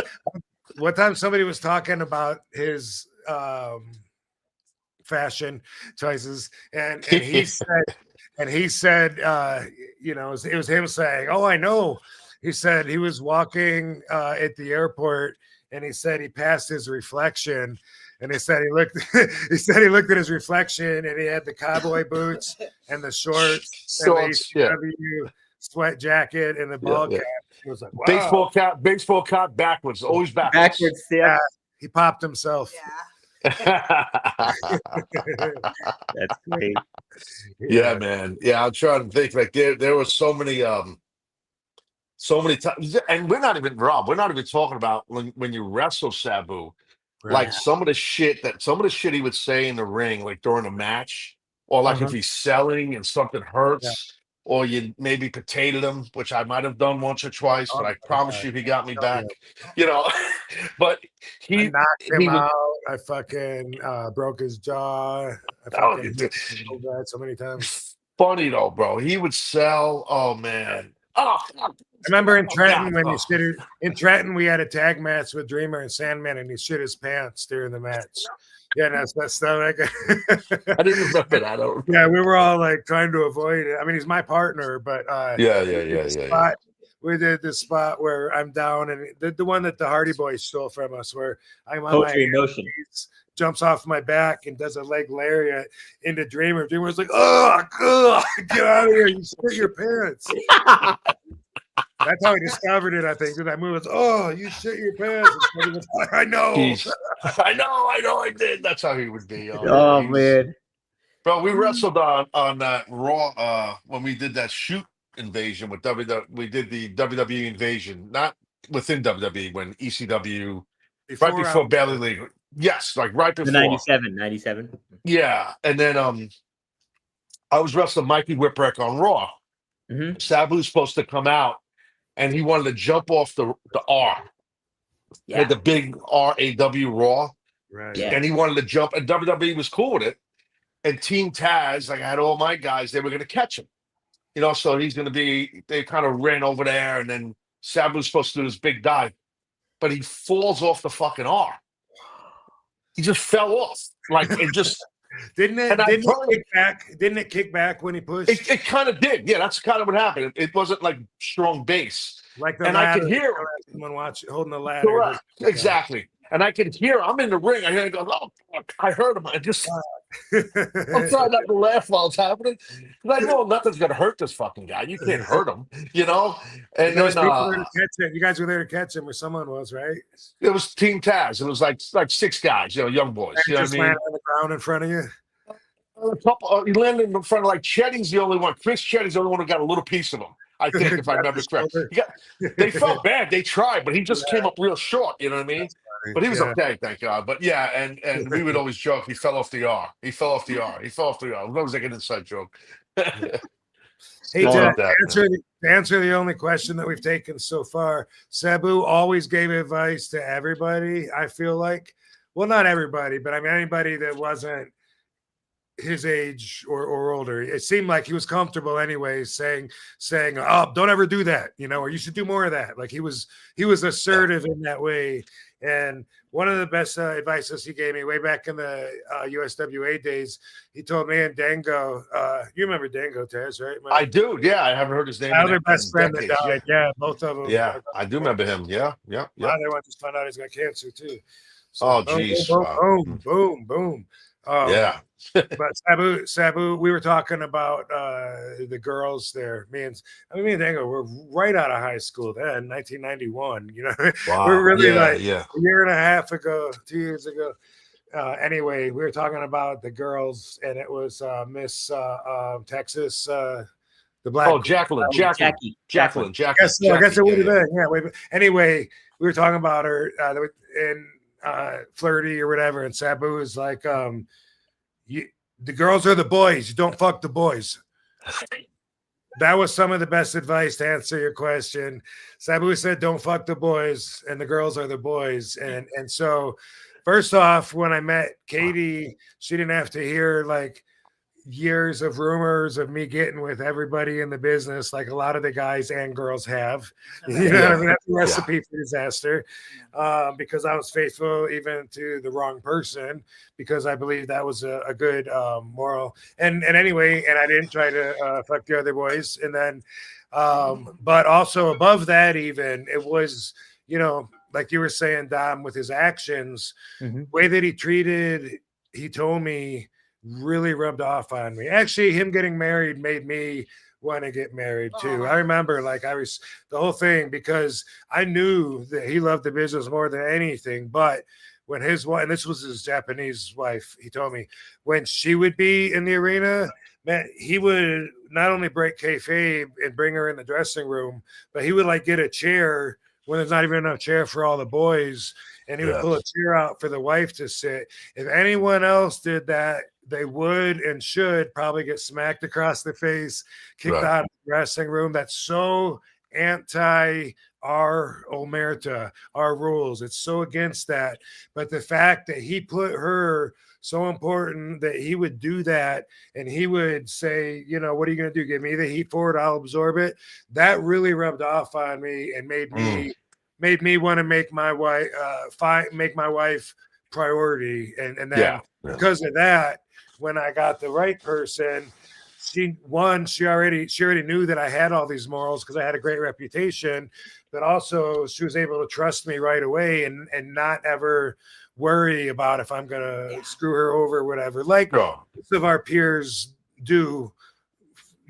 Most of our peers are adulterers, and that's part of wanting to get in the business, the rock and roll lifestyle. And, so that's another thing that makes me different. And seeing that on Sabu, whether that was always true throughout the years or not, but just seeing and recognizing that for that time period rubbed off on me for sure.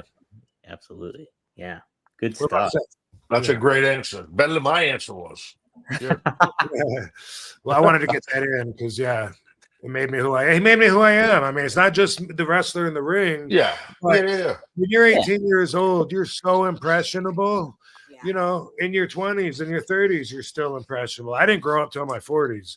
But when I think about traveling in this crazy business, living on the road, I'm not just learning from Sabu how to, you know, live out of a suitcase. I'm also learning how to treat people. I'm learning about life, learning about consequences. And it was at a point in my life where I was definitely molding into the man that I would become. So, yeah.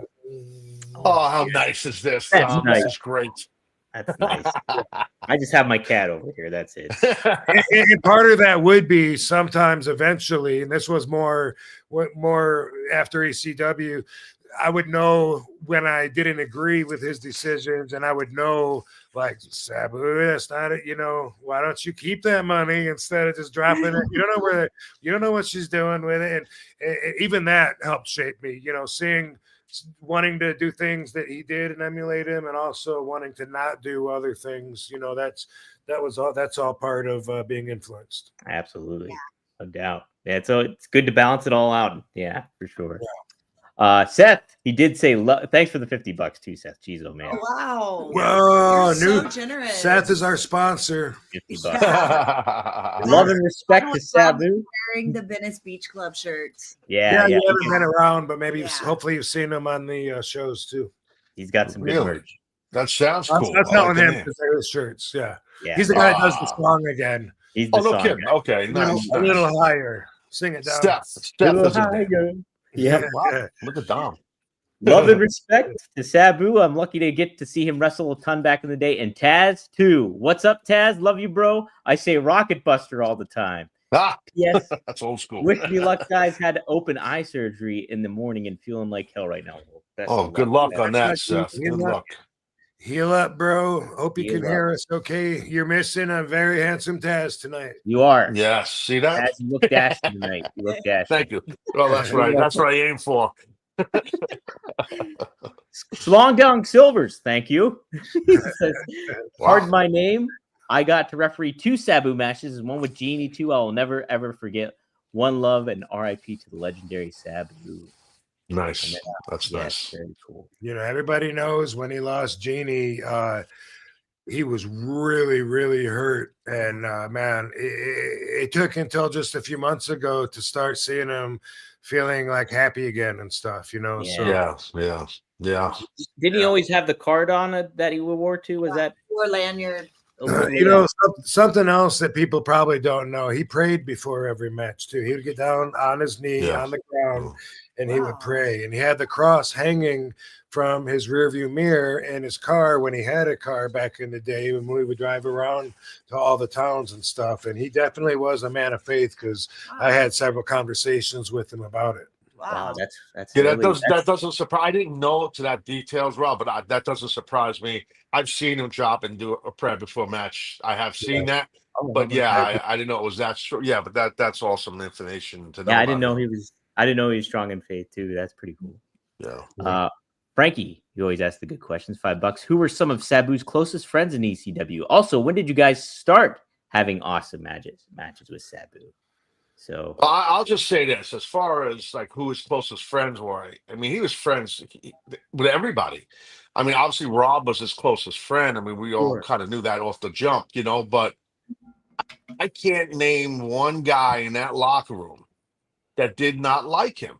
Like, and that's not bullshit. That's a shoot. Now, Rob, maybe you would know more than me if people thought I hated him. You know, people thought I didn't like him. Now, there was a time where I didn't like him, yes. And there was a time where he didn't like me. But that's part of being competitive. And like I said, I was a little bit immature and a little bit thick-headed and whatnot. But I always respected him. And you know, but I felt everyone loved him, man. All the boys in that locker room and our crew, I thought really. I mean, Rob, maybe you know more than me. That's what it seemed like to me. Can't. I don't think there was anybody that he didn't really appreciate. You know, like he loved the business. He loved how everyone was a character, and he got along with everybody. When I think of our clique, the guys that ran in the traveled in his Winnebago, for instance. That was well, the referee. Pee Wee, right? Yeah, I heard somebody call him Pee Wee Anderson. Oh, that was Stevie Richards, but it wasn't Pee Wee Anderson. It was John It's Pee Wee more, Moore. Pee Wee Moore. Yeah, yeah, yeah, yeah. But anyway, he was Sabu's young boy, so he would travel with us and friend, but yeah, but you know, it was all business. And Sabu used to boss him around to try to teach him. Louis Spicoli, Bobby Duncan Fonzie, Bobby Duncan, Jr., Fonzie, yeah. Bobby Duncan Jr. And that was maybe, I don't think I'm leaving anybody out. That was about, you know, like the real tight, like first circle, I think. But then friends, but then like outside of that, like when it came to the nighttime partying or whatever, you know, like there'd be the smoking clique, you know, let's go get high, and we'd have Spike and Little Guido and Tracy Smothers and some other characters in that. But Sabu also liked to, back in the day, do some other stuff. So he'd be hanging out with some other guys that I didn't really know that much. Big Dick, New Jack, some of those guys, and Todd Gordon, and and that's a lot of the bonding that we did back then was over stuff like that. So he would, and then, you know, outside of that, like Dreamer just floated in between everybody. Everyone loved Dreamer. Everyone loved Sabu, and I think Sabu loved everyone too. I don't know. I can't think of anyone they really was, you know, like I hate that motherfucker. Like, no, I mean, even if I said something, you know, like, oh my God, I sure? So and so, he's all right. Sure? You sure not me? You sure about that? I'm sure. Yeah, I don't remember him ever actually even like boiling hot. I only remember him laughing, you know, and it'd be stuff, you know, that was just, you know, like he taught us, he was teaching us too, you know, but to be like say to be humble. And he just thought there was one time where he said that you and him were riding in a car together and you were going somewhere, and according to him, you said to him, can you imagine if the people in that car next to us you know, knew who was in this car? And like that just became like a big joke. It's stupid, you know, it's just something that you said. Back then I definitely probably said that. Yeah. But it was just something we would laugh at and do it in our best, you know, Taz accent, you know, and think, you know, like like the people in the car watch ECW, you know, or whatever. We'd get whatever mileage we could with it. But I don't really remember him ever being like you know, like man, he probably was when you were working together. I don't know. I really don't know. Well, you know, when we had the shoot of it is when we had like our tension. It was before you came in, Robert. We were tagging. I was doing a Tasmaniac gimmick, and he was, you know, doing his gimmick. And we got the tag belts and all this stuff. We were getting pushed. You know, Paul was pushing the shit out of us, and we just had tension. You know, like a lot of tag teams do. And it just was, and it wasn't like, no, let him do the job, I don't want to do the job. It wasn't nothing like that. I mean, because we were getting pushed.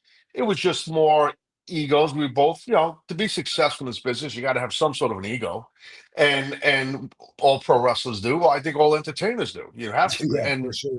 You know what I mean. Like, so we just, when we were tagging, that's when we were kind of like, ugh, you know what I mean. And then we kind of carried it on after that, and kind of worked a lot of the boys, because I kind of followed Sabu's lead on that, because again, getting a lot of that stuff, I think, from the Sheik, where you work the boys sometimes, which is not a negative, it's actually a positive. So is the stuff is really bad. And this is just kayfabe stuff. This is just wrestling stuff, you know. And so we kind of, once we weren't teaming anymore, and then I lost that gimmick and became Taz, you know, we kind of liked that everybody thought we were just at odds all the time. But I don't think we were. In my mind, we weren't.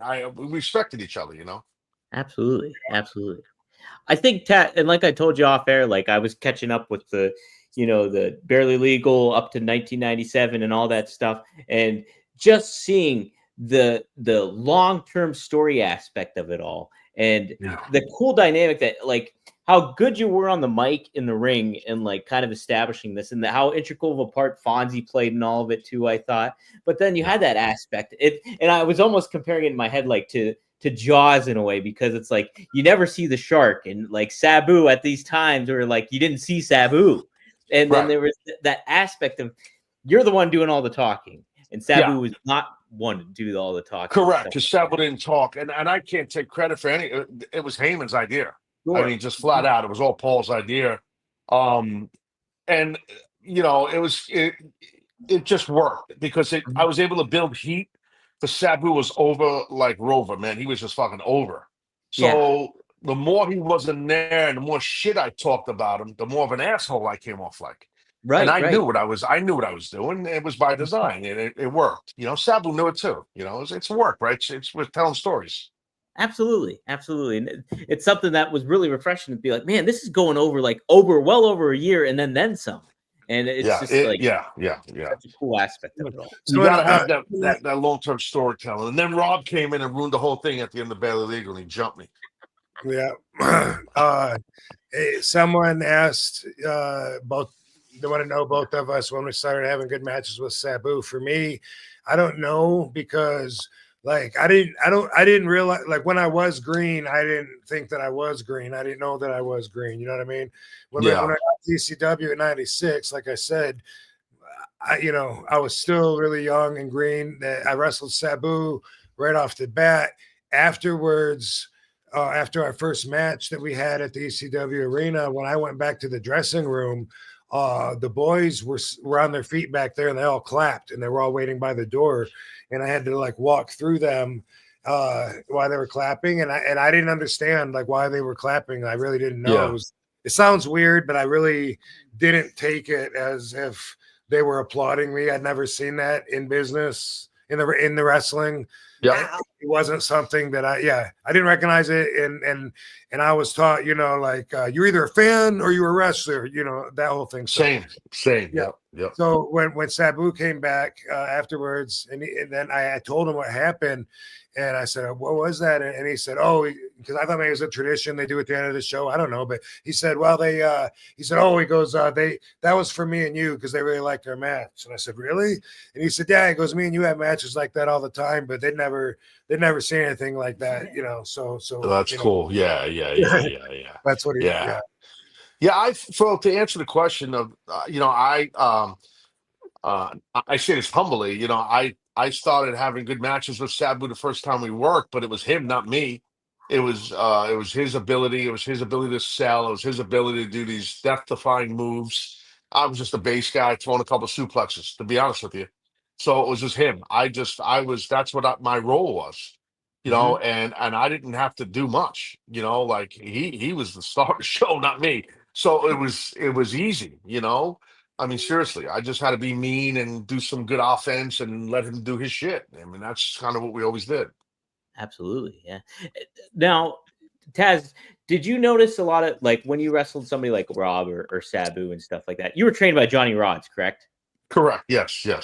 So did you say, and like Rob and Sabu always talk about how Sheik taught them the foundation, like just the wrestling aspect and like trying to get the pins and stuff like that. Is that kind of what Johnny Rods did for you too in a lot of ways, or was his philosophy a little bit different of a teaching? Yeah, no, it was. His philosophy was your base work had to be strong. Your bumps were the most important thing, and you had to know how to chain wrestle. And I had a judo background, so the wrestling part of it came quick to me, and the bumping came quick because judokas bump just like pro wrestlers bump. So that part, the psychology was tough to catch. But no, I adapted more submission based stuff. Not from Johnny Rods. I mean, Johnny Rods trained me, but he's also the guy that said, you're never going to make it. You're not tall enough, so, and he was 5'10" and I was maybe 5'9". So I don't know, but whatever, but not everybody loves their trainer. Let's put it that. I don't want to be an asshole now, but you're turning me heel, Dom. You're turning me heel. My bad. Okay. We're getting the little hot now. Feedback. I was trained. I'm proud to say I was trained the right way, as far as just like Seek would train guys, or Kowalski would train guys, or back then Dr. D. David Schultz was training guys. They were credible schools, like credible men. What's that? I just said Larry Sharp. Larry Sharp. Sharp. Yeah. I had a little heat with him though, but Okay. he didn't like me. Yeah, but he Uh-oh. trained guys the right way. He did. Well, it's a Yeah. North New Jersey, New York thing, and I didn't want to put over one of his guys, and then it got ugly. It's typical old school stupid shit. That's all it Yeah, was. right. Yeah, that's just again. I told you I was immature. So Yeah. Did we answer Seth's question? I don't even know. I don't think he had a question. He just had some. Okay. He just wanted to say everything. Yeah. Okay. Just best of luck in the eye surgery, Seth. That's it. All right. Who called the ambulance on me from my heroin overdose? Uh-oh. oh my god. Who did that? Don't answer the door, baby. We need some super chats to. No, right. Taz, would you say that I'm intoxicated or heavily infected by this crazy drug that you watched me take 5 times the recommended dosage? I will say, Rob, I know you a very long time. You seem exactly like you did every time I saw you on the road in the 90s in ECW and all time in TNA and WWE. You're the same guy. Same. So I don't care. We'll give how us many some more times you time. take. We'll give us some more time. We got a couple Cool. super chats here too. Man, it hurts. Thanks for the Riddler. He says, "Man, it hurts to see Sabu gone. First laid my eyes on Sabu, RVD, and ECW at the age of 12 in November 1998. Now I feel old. Rest in peace, Sabu." Indeed. Yeah, well, I'll That's tell you awesome. what, man. I don't know about you, Taz, but I love that we have the blessing to get older.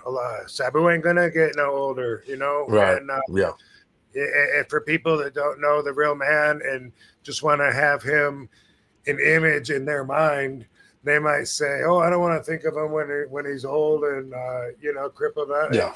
Whatever, dude. We're real people, and We're truthfully, blessed. I wouldn't go backwards. I love getting Right. older myself. It's And funny. I I love was. that. I love that the longer we're alive, like the more knowledge we have, the more we understand That's life, right. the more we understand the bigger picture, and Absolutely. the more we're able to absorb just because we're here longer. Absolutely. And to your point, Rob, about and paraphrasing, we're blessed that we can get old because it is a blessing. My wife was just talking to me about this recently, but I had my knee replaced about maybe 5 months ago, Yeah. and Steve Austin, Stone Cold, he had his replaced like 2 weeks after me. So we were talking all the time, about like he's like, "What's next, brother? What are we doing?" Like, because I was kind of ahead of him a little bit on it, and I don't know how we got talking about it, but he had said the same thing you said, Rob. Like I said, "Man, it sucks getting old." He goes, "No, Taz, it don't suck. We're lucky we're getting old." Yeah, And I he never said the same said thing. that. Cool. Yeah. Yeah. It's a good way. It's Yeah. a great way to look at it. It's the best way to look at it too, because a lot of people don't have that benefit. I wouldn't No. want to go back and take away knowledge and be hungrier and have to and by the way, when I look at young people in their 20s, dude, you haven't even proved you're going to make it yet. I mean, everyone thinks they're going to live and just die of old age. Everyone's got their plans. Well, no, I'm going to wait till I'm 80 and then I'll have grandkids and then they'll do that. Yeah, God willing. Yeah. Right. No, you're right. Rob, you said make it. We're not even sure if you're going to make it yet. And that's true. I was just talking to someone recently, a couple weeks ago at work about this. I want to get your opinion. And you too, Dom, and Katie, you too. Like, what does it mean? What's you guys' definition as female or male pro wrestlers to make it? Is it, all right, he or she won a championship, or he or she's making the amount of money they want to make and they're making a great living? Or is it that, hey, I'm on TV, that means I made it?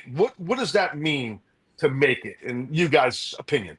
Yeah, well, for me, like when I used it there, I specifically was saying, people in your 20s, you haven't proved that you're going to make it to your 30s, let alone your 40s, your 50s. Like the older you get, the more you're outliving everybody else, and it's like you got to go through that still when you're young because you still got all that to go through, and you have proved that you're going to make it to the next stage. So but as far as specifically as a wrestler, I think it's circumstantially going to depend upon that person's goals. You know what I mean? Yeah, that's what I was thinking. If somebody Yeah. says, you know what, I'm making enough money to afford the life that I want, and or whatever their values are, I can see it's growing.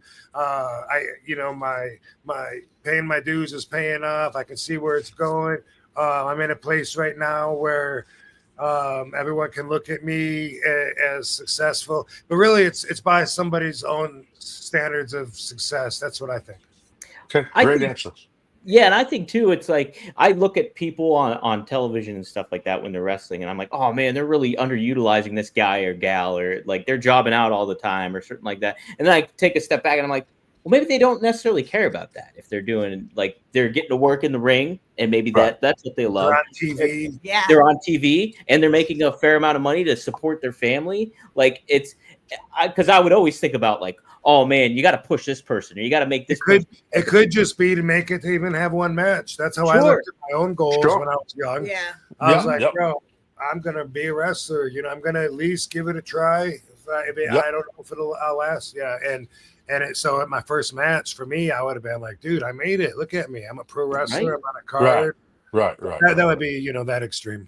So it's Taz, all is there sort of subjective. like- Yeah, that's why I'm asking the question. I'm curious how people think. Yeah. But Do then, like, you Rock, feel a certain way? having to do movies, and like, I feel like he just dreams and does just so big. So, like, Yeah. his level made it. Like, maybe somebody that's even made it to a huge level is like, well, I'm not like on the Rock's level. So that's Right. with Rob, that it's on everyone's personal preference. Absolutely. Right. By the way, he's a On the total overachiever. He definitely is. Yeah. My goal, when I was young and breaking into business, I had 3 goals. I wanted to make a living at the business. I didn't care how much money because I had so many odd jobs and blue collar digging holes. I was the guy, guys say, I had to dig holes. I really did dig holes, right? So I worked for a railroad and I was a trackman. So I had to install railroad tracks with a gang of guys, like 5 guys every day for 8 hours, and then go to the gym. And I would use my vacation time to work like indie shows or go to Memphis or go to go to Texas or go wherever. Anyway, so I wanted to make a living, no matter how much it was. I wanted to hold some type of championship. I didn't care what it was. Mhm. And I wanted to wrestle in my hometown, obviously New York, but in Madison Square Garden one time. Yeah. So that was my 3 goals. And, it took me 7 made years to make it. I did. It took me 7 years to make a living. I won a championship in some small promotion, like a light heavyweight title, and I thought it was it was a vinyl belt with like plastic. And I'm like, I fucking did it, and Yeah.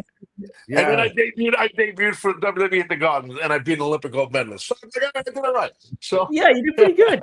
yeah. Yeah, I just remembered a conversation with Joe C. You remember him from Kid Rock? Oh yeah, dude, little man, he was the man. Yeah. Yeah, one time we were having a conversation, and he was telling me that he was telling me that I made it because I had an action figure, and I was telling him he made it because he was on The Simpsons. Yeah. There you Yeah. go. I mean, those are both cool ass things, man. Yeah. Different levels of what you want to achieve and stuff like that. Absolutely. Yeah. But also Dom, our generation, like wrestlers from back in the day, when you break in the whatever 80s or 90s, most of the guys, I don't know how to say this. I don't want to be rude, but like I don't want to. It's not right to stereotype, but most, in my opinion, most of the guys from that generation either needed a job or they weren't fans. I grew up as a fan as a young kid, and then I kind of grew out of being a wrestling fan. But I think back then a lot of guys, it was about money. Right. It was about just making money, and I think that's in my opinion, pretty important. Because that's why you put your body. It's a very dangerous business. I mean, you can lose your life in a match in 2 seconds. You can lose the power of your legs. We know all this stuff. So you got to make as much as you can, like an NFL player or any kind of mainstream athlete that's a pro athlete. You don't have a long career. You have a short window for most guys and girls to make good money.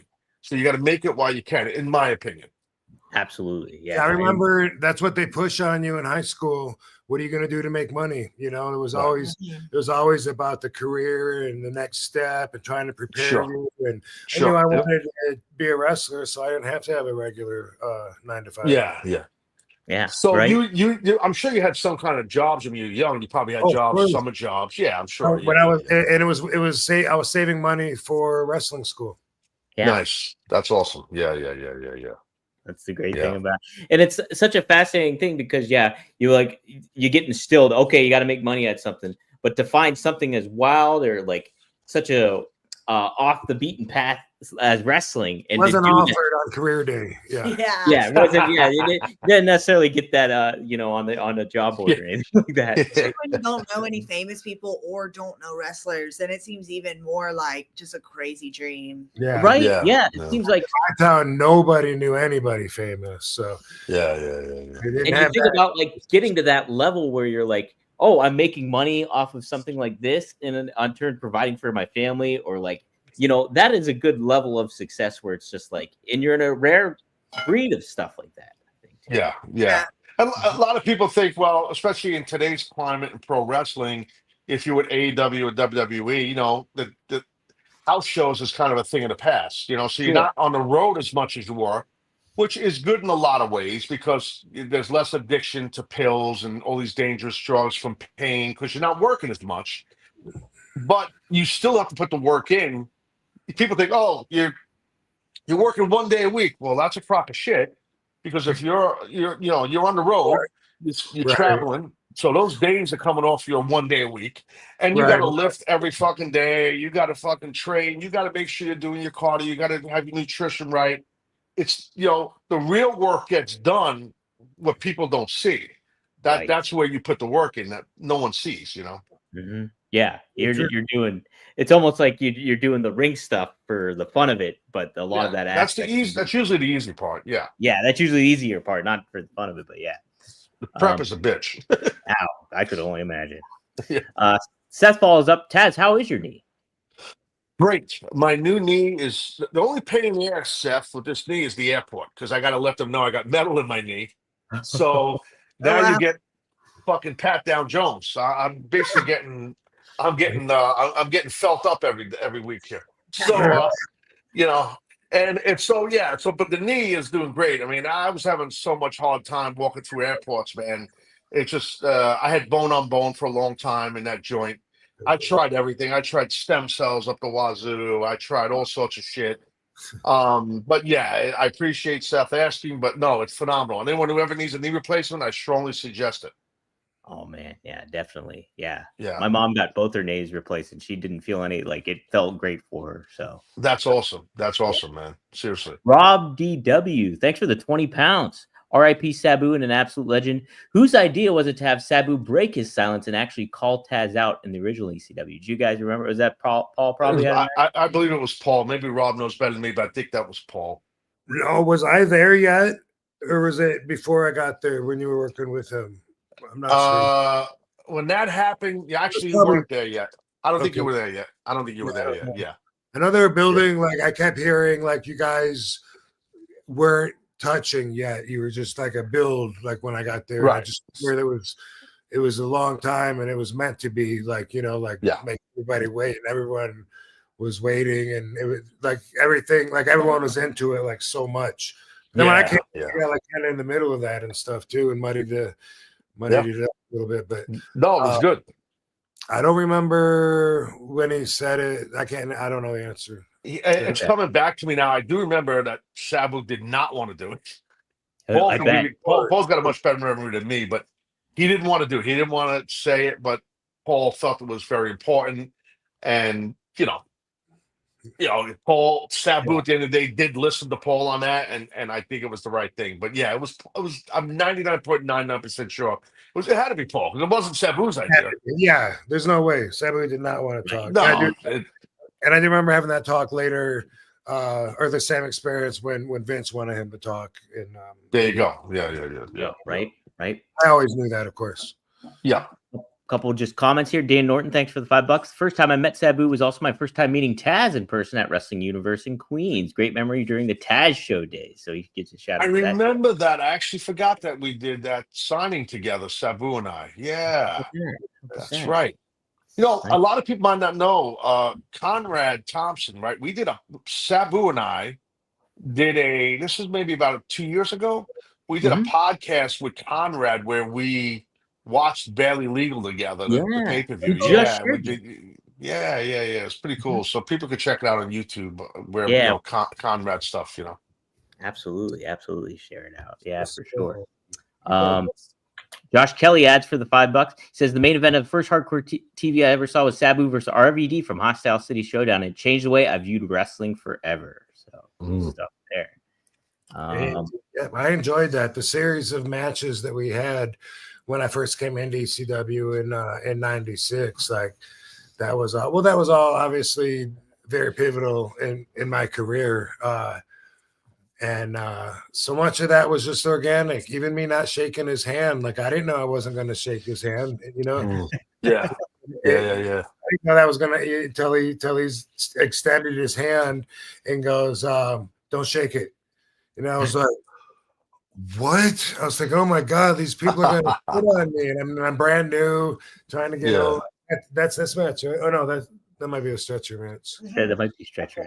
Okay. It's tough to see. Yeah, kids. I remember when he said that, my first thought was, "No, you're killing me." And I went, "Nah," and and didn't shake it, and then it led to the respect match, and then it led to me hearing that song on the radio, that walk where they sing respect. Like, dude, this is perfect. I need ECW music. This is perfect, and they're singing about respect and what I'm going through. This, and surprisingly, you might think when Paul heard it, he would be like, "That's perfect." But I don't know if he didn't know what it was or whatever. But he just kind of gave it a green thumb and was kind of just like, "If you're sure, if you like it, okay, but I want you to be sure because I don't want to keep changing it several times." So, but he obviously ECW is very White Zombie, and Pantera and White Zombie were touring at the time, which is why they were doing the commercials and playing that, and all because Sabu told me not to shake his hand on the spur of the moment. Dude, I didn't know that's how you came up with walk. That's a pretty cool story, bro. I didn't know that. That's really cool. Imagine if you heard Aretha Franklin respect first, though. Change the trajectory of everything. Is that funny, or is it just the heroin? It's the you're heroin. on a bunch of heroin. You're It's definitely the fucking dope you're taking. Sorry, guys. It's the dope. Maddie asked a good question. Sabu's favorite rib or joke? Any funny Stone story? Sabu, was there a good rib, Taz, that Sabu did to you? No, he never ribbed me. I don't think Sabu was a big ribber. I mean, I never seen him rib anyone. I'm trying to remember now. He was funny as fuck, but he didn't rib. I mean, there's shit I can't say. I won't say on here that he would say shit about. There's a lot of shit, bro. Like funny, but I can't think of. He wasn't a ribber, right? I mean, Rob, you wouldn't look at him as a ribber, right? He wasn't, like, and his idea of a joke wasn't very funny. I remember one time there was some underwear that had a big brown thick streak in it, and he thought it was funny to hang that on the doorknob of the dressing room. I don't think anybody else. I think I remember that part. Yes. Like, no one else really thought that was funny. Like, some of the people were laughing at just how crazy he was. Like, oh my god, like you really did that. But like, yeah. But one time, and I'm not a ribber either. But one time when we were, well, it's the AWR. I'm not sure what country, Ireland. They're out of Ireland, but so we're somewhere over there in the UK. And we were at a truck stop, and I found behind the glass counter, I thought it was funny. They had a sex doll at just this random place, Of course, at a rest stop. Yeah. So of course I called Sabu over, and I didn't know he was going to buy it, but yeah, she ended up making it on the rest of the tour. She went around with us.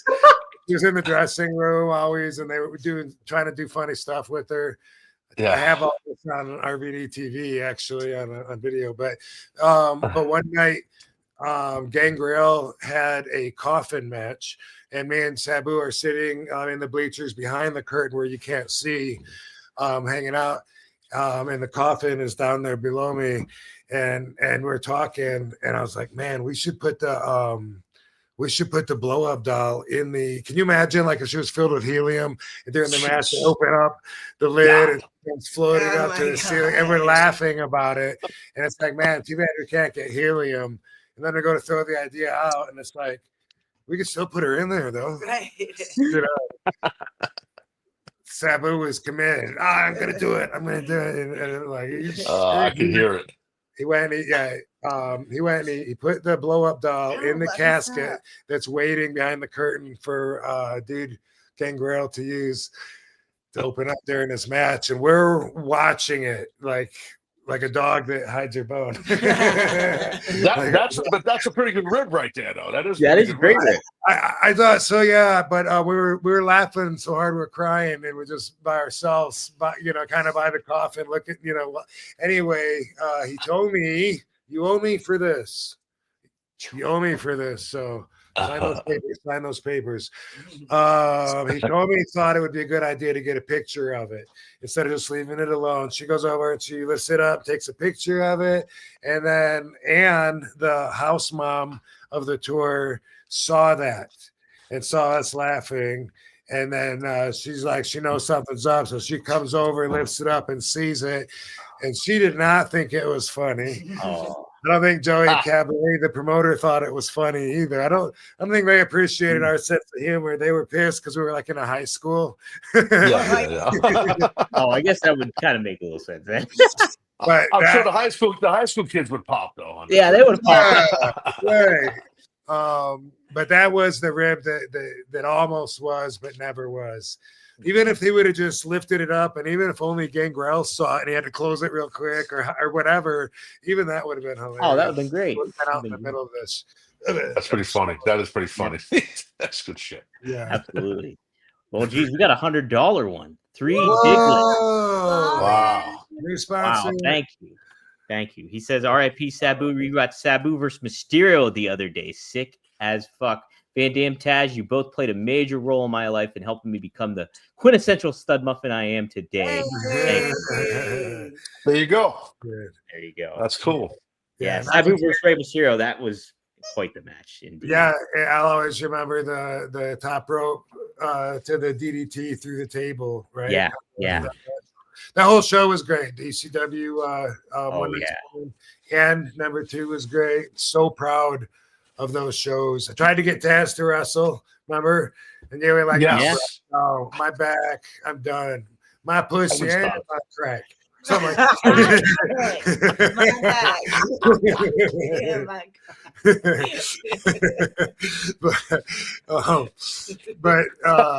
yeah, that was great. And I was gonna say, Gertner, speaking of the quincentennial, how do you say that word? Quintessential.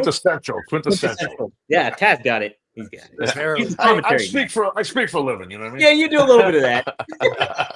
But I was just thinking, man, he got so much heat for being so good.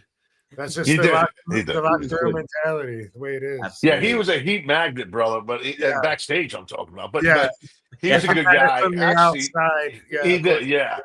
Rob, I saw him, dude. Like, he was at an AEW show, and he came backstage. I don't remember what town we were in, though. About a year ago. He looks great, man. Yeah. Like, he cut some. Yeah, he looks really good. I wish I could remember where the hell we were, but yeah, he looked a little bit older, which was weird. But he looked good. He looked pretty good. He did. Yeah. He slimmed down quite a bit. He did. Yeah, he did. Yeah. Absolutely. Cool. Couple more super chats here. Josh Kelly says Sabu dressed in orange and black, called Taz a midget on the mic, and then put Fonzie through a table at the ECW arena going into the first paper. Holy smokes. Well, he called me the M word, and we're probably the same fucking height. Sabu knows that. Come on. Yeah, but that was Sabu. Like like that's his sense of humor, dude. He called me a lot. He called me a lot of names, and it just made me laugh. Like, it's just, dude, we were working so much. We were working a lot, all of us, and especially once it started kicking in with pay-per-view. Rob knows this. Like, you're around each other all the time, so not everything is rainbows and butterflies every day. Like, there's some tension sometimes. But it's okay. At the end of the day, as long as I mean, shit. I mean, it's business, right? It was fun time, so it wasn't. It was, man. It was. I mean, like, it just, yeah, I mean, I missed that. I mean, like Rob, I had the opportunity to wrestle for a lot of places, and you know, nothing like ECW, like nothing, No, nothing. Like it just can't. And I think that a lot. Yeah, I mean, some of us maybe don't get along. Not that we have heat, but maybe we're not as close. But at the end of the day, we still are a brotherhood, like because we absolutely. know how we knew it was lightning in a bottle, and no one, many many companies have tried to do what ECW did and replicate it years later. Uh, and there's been some great wrestling companies that have done stuff like similar to us. And Mhm. people would think that we were just blood and guts and death matches, and that's fucking bullshit. Yeah, That's not what ECW, like I said earlier, was a potpourri of many things. It was absolutely. at the end of the day, it was an entertaining show, a variety show with all sorts of different crazy shit, fun shit, kind of sexy shit too. Sometimes, like just a little bit of everything. And that's what Paul was just amazing with. He had a good vision on stuff. Absolutely. He highlighted what was great about you guys, and then on top of it too, live to the time. Like the times were changing, and like people were consuming different things in regards to getting edgier and things like that, and it was part of that culture for sure. Yeah, and back to Sabu. I Mhm. I really feel I don't give a shit like what Hall of Fame it is. Any Oh, professional wrestling Hall of Fame, that man belongs in it. I don't care.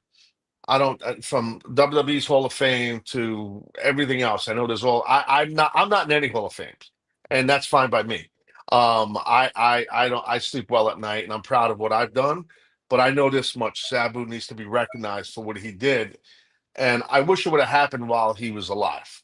yeah. In Philadelphia last year, he belonged going in there. In my Mhm. opinion. But I don't work for WWE, so that's cool. Whatever. I'm glad you're in there, Rob. That's well deserved, obviously. You know what I mean? But like, I really feel like Sabu should have went in that damn thing in Philly. You Yeah. know, but I'm with you, you know, Taz. With you. we'll see what happens. But he belongs in every Hall of Fame. That guy had an amazing career all over the world, and he And yeah, inspired and was an innovator for so many generations up until now of wrestlers. You know what I mean? So we're AEW. We're doing a residency of a bunch of shows at the ECW arena. Oh, I, that's I don't right. call it. Yeah, Yeah. I don't call it. I don't call it 2300 shit. That's the ECW arena. yeah, And so I'm sure there's going to be a lot of talk about Sabu at that show. At someone because we're there for shit. I think 6 shows. You know what I mean? oh my gosh, yeah. So I think it's like 3 dynamites and 3 collisions. I think that's what it is. I don't remember exactly, Oh, but Yeah, it's yeah. like So 7 days, I yeah, think. I thought it was gonna be like a full time thing. no, no. I think it's just like I believe it's from the end of the summer into the fall. That's what I think it is. It's like August, mid-August, I think it's going down in. I Yeah, think I it think you're is. right. Yeah, I think it maybe yeah, floats into September too, if I'm not mistaken. yeah. So I think Sabu will be brought up, and he should be. I mean, in that building. I mean, so Yeah. like, yeah. Maybe, Absolutely. maybe they'll want me to come and say something about him. I certainly would. yeah.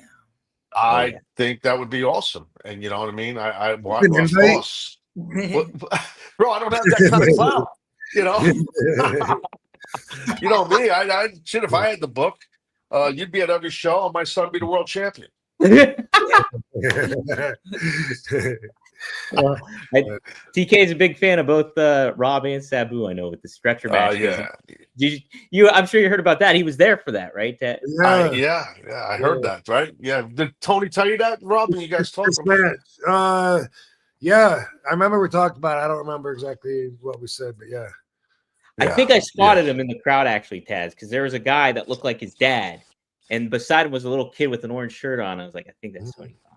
Yeah, But it was Tony. He was wearing one of my shirts, Yeah. and that was Oh, the yeah. same show, Rob. Rob, that was the show I think where uh,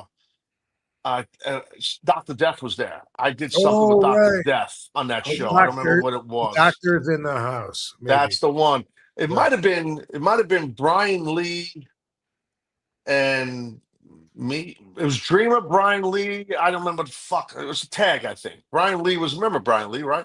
He Of was course. involved. Yeah, yeah. And I Okay. know Dr. Death gave me that Doctor Bomb gimmick. I never Oh. had someone lift me up with like jack me up in the air like with ease. Yeah. I tried to give him a little help. No, like, Didn't holy need it. shit! Yeah. This guy was a monster, bro. He was an animal. He was Yeah. an animal. He was strong as fuck. Yeah, Boomer Sooner, man. yeah. He's strong as hell. Yeah. We have one more. Good Oh, dude we have, too. Good dude. yeah. Yeah. They're all together now. Yes, sir. They are. Mhm. We'll run through these super chats real quick. M3 Vigoro Ruler, thanks for the $5. 2001 was my senior in high school. Got in trouble for wearing my RVD 420. I just smoked your ass shirt. Rest in peace, Sabu.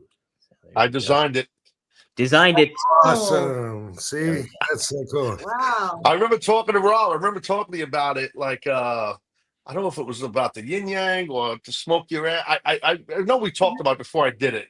You know, and one more thing on shirts. Speaking of Sabu, Okay. I spelled something wrong. I don't know if it was homicidal, genocidal, or suicide. Something when I designed that.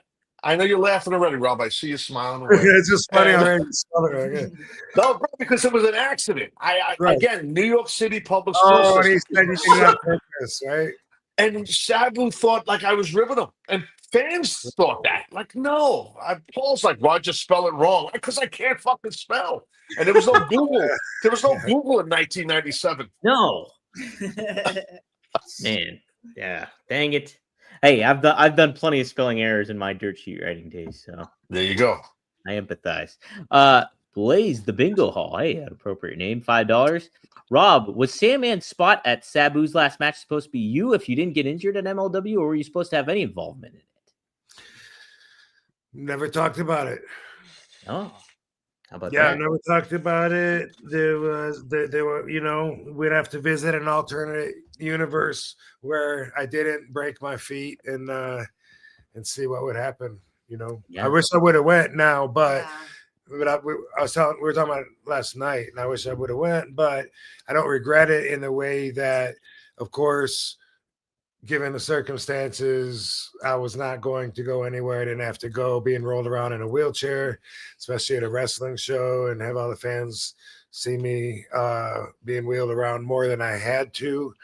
And you know, I'm at her the mercy of her wheeling me, pushing me when I can't walk. So because of that, otherwise I would have at least gone and watched it. And then there's no telling, you know, if I would have. There's just no knowing. No. I didn't have any. Rob, what's going? I didn't know. I didn't notice about your feet, your heels. What's going on? Yeah, I wasn't gonna bring it up, but it's not about me. But yeah, I broke both of my heels in a wrestling match on April 5th. So like 5 weeks into it and dealing with it. But I went around. I had like obligations WrestleCon weekend at the WrestleCon convention, at the Nerd Bar, at Planet 13 out here, and at WWE Fanatics. And anyway, me and Katie made all of those appearances, but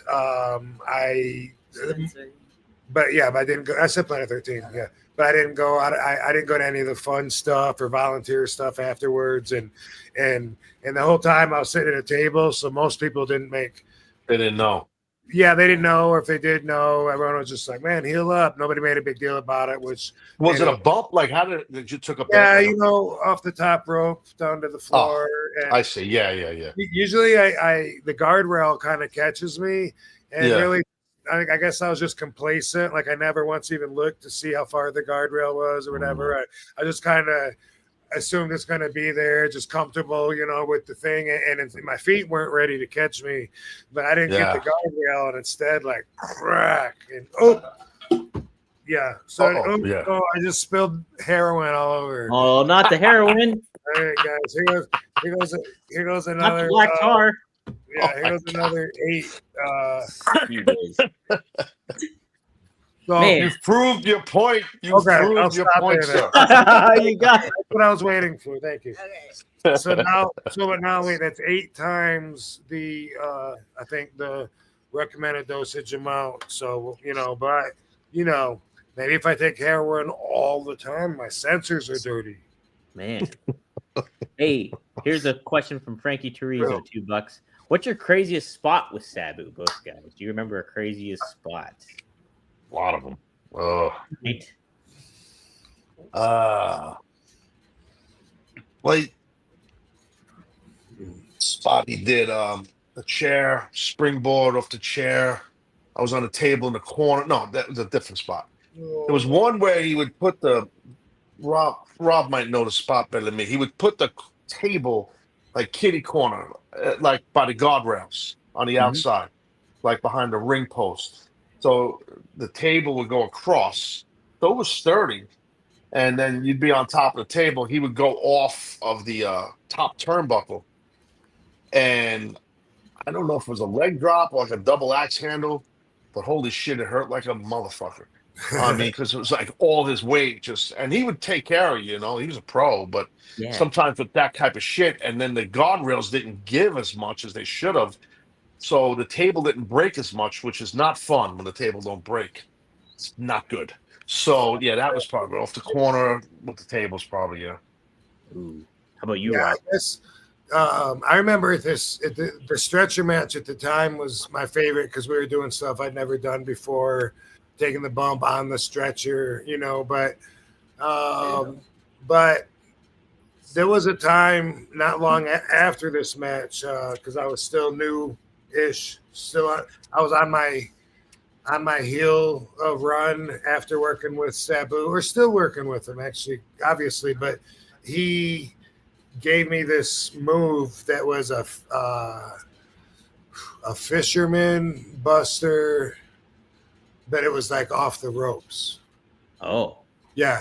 And I don't know, he got it in Japan, I guess, or whatever. And I did it to him. Maybe it's in this match. It's in one of them.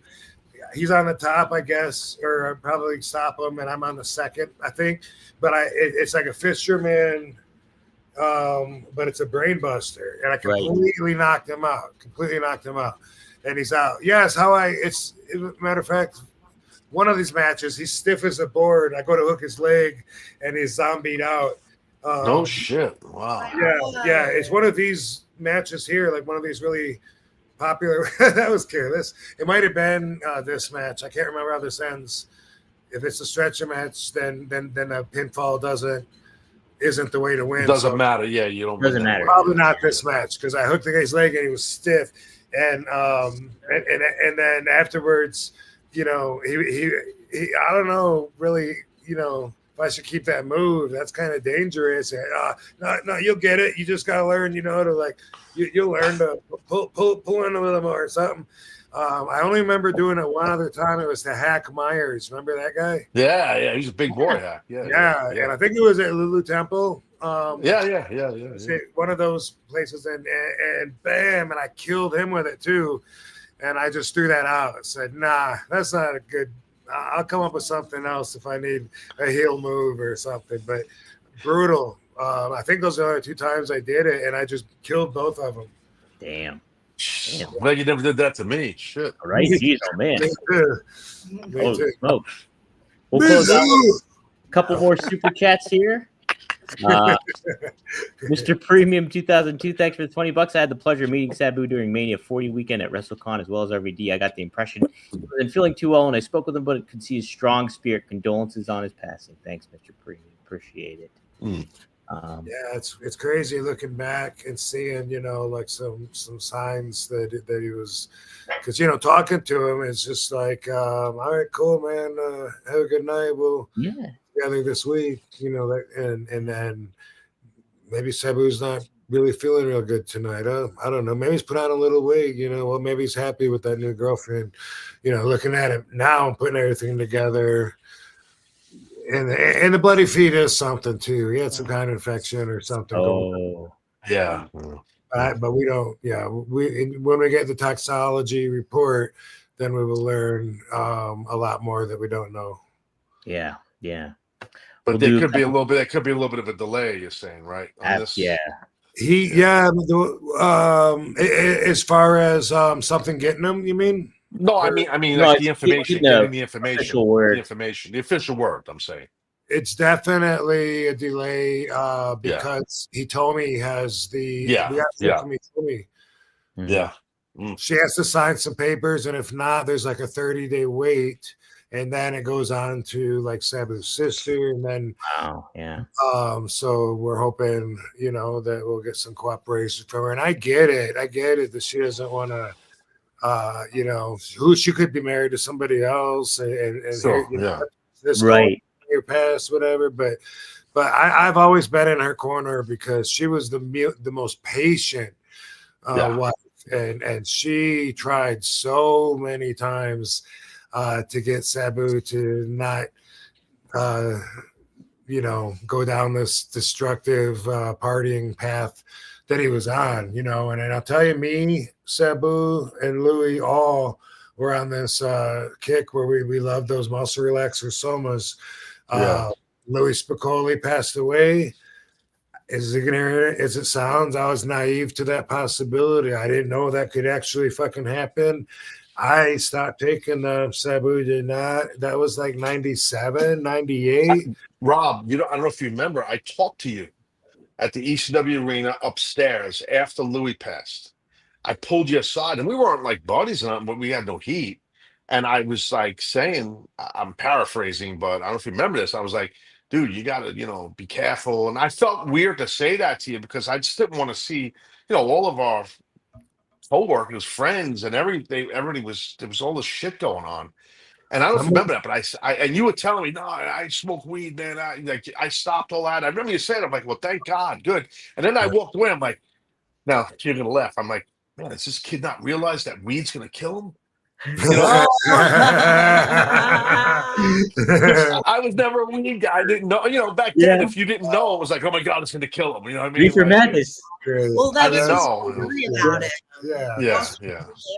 But that's when I use that time period as an example. A lot of times when I talk about my inspiration to become an advocate, I was like, back in those days, everybody thought that weed was going to kill you and that cigarettes was safe. Yeah, I know. I'm telling Rob about weed, and I'm sitting there back there with my lips full of Skull and Copenhagen. Like, you know what I mean? I'm like, yeah, shit's bad for you, Rob. You should be It's real bad. packing my fucking lip like every day, Now, no, what I dip now? I dip these Canna dips. This is like, it's CBD. Nice. Oh, is that what you're doing? Yeah, because I don't chew tobacco anymore. I miss it, but it's addicting. But there's no THC in this one. There's no THC. They sell them with THC, but I like the ones just CBD. It doesn't. I don't get shit from the CBD, to be honest with you.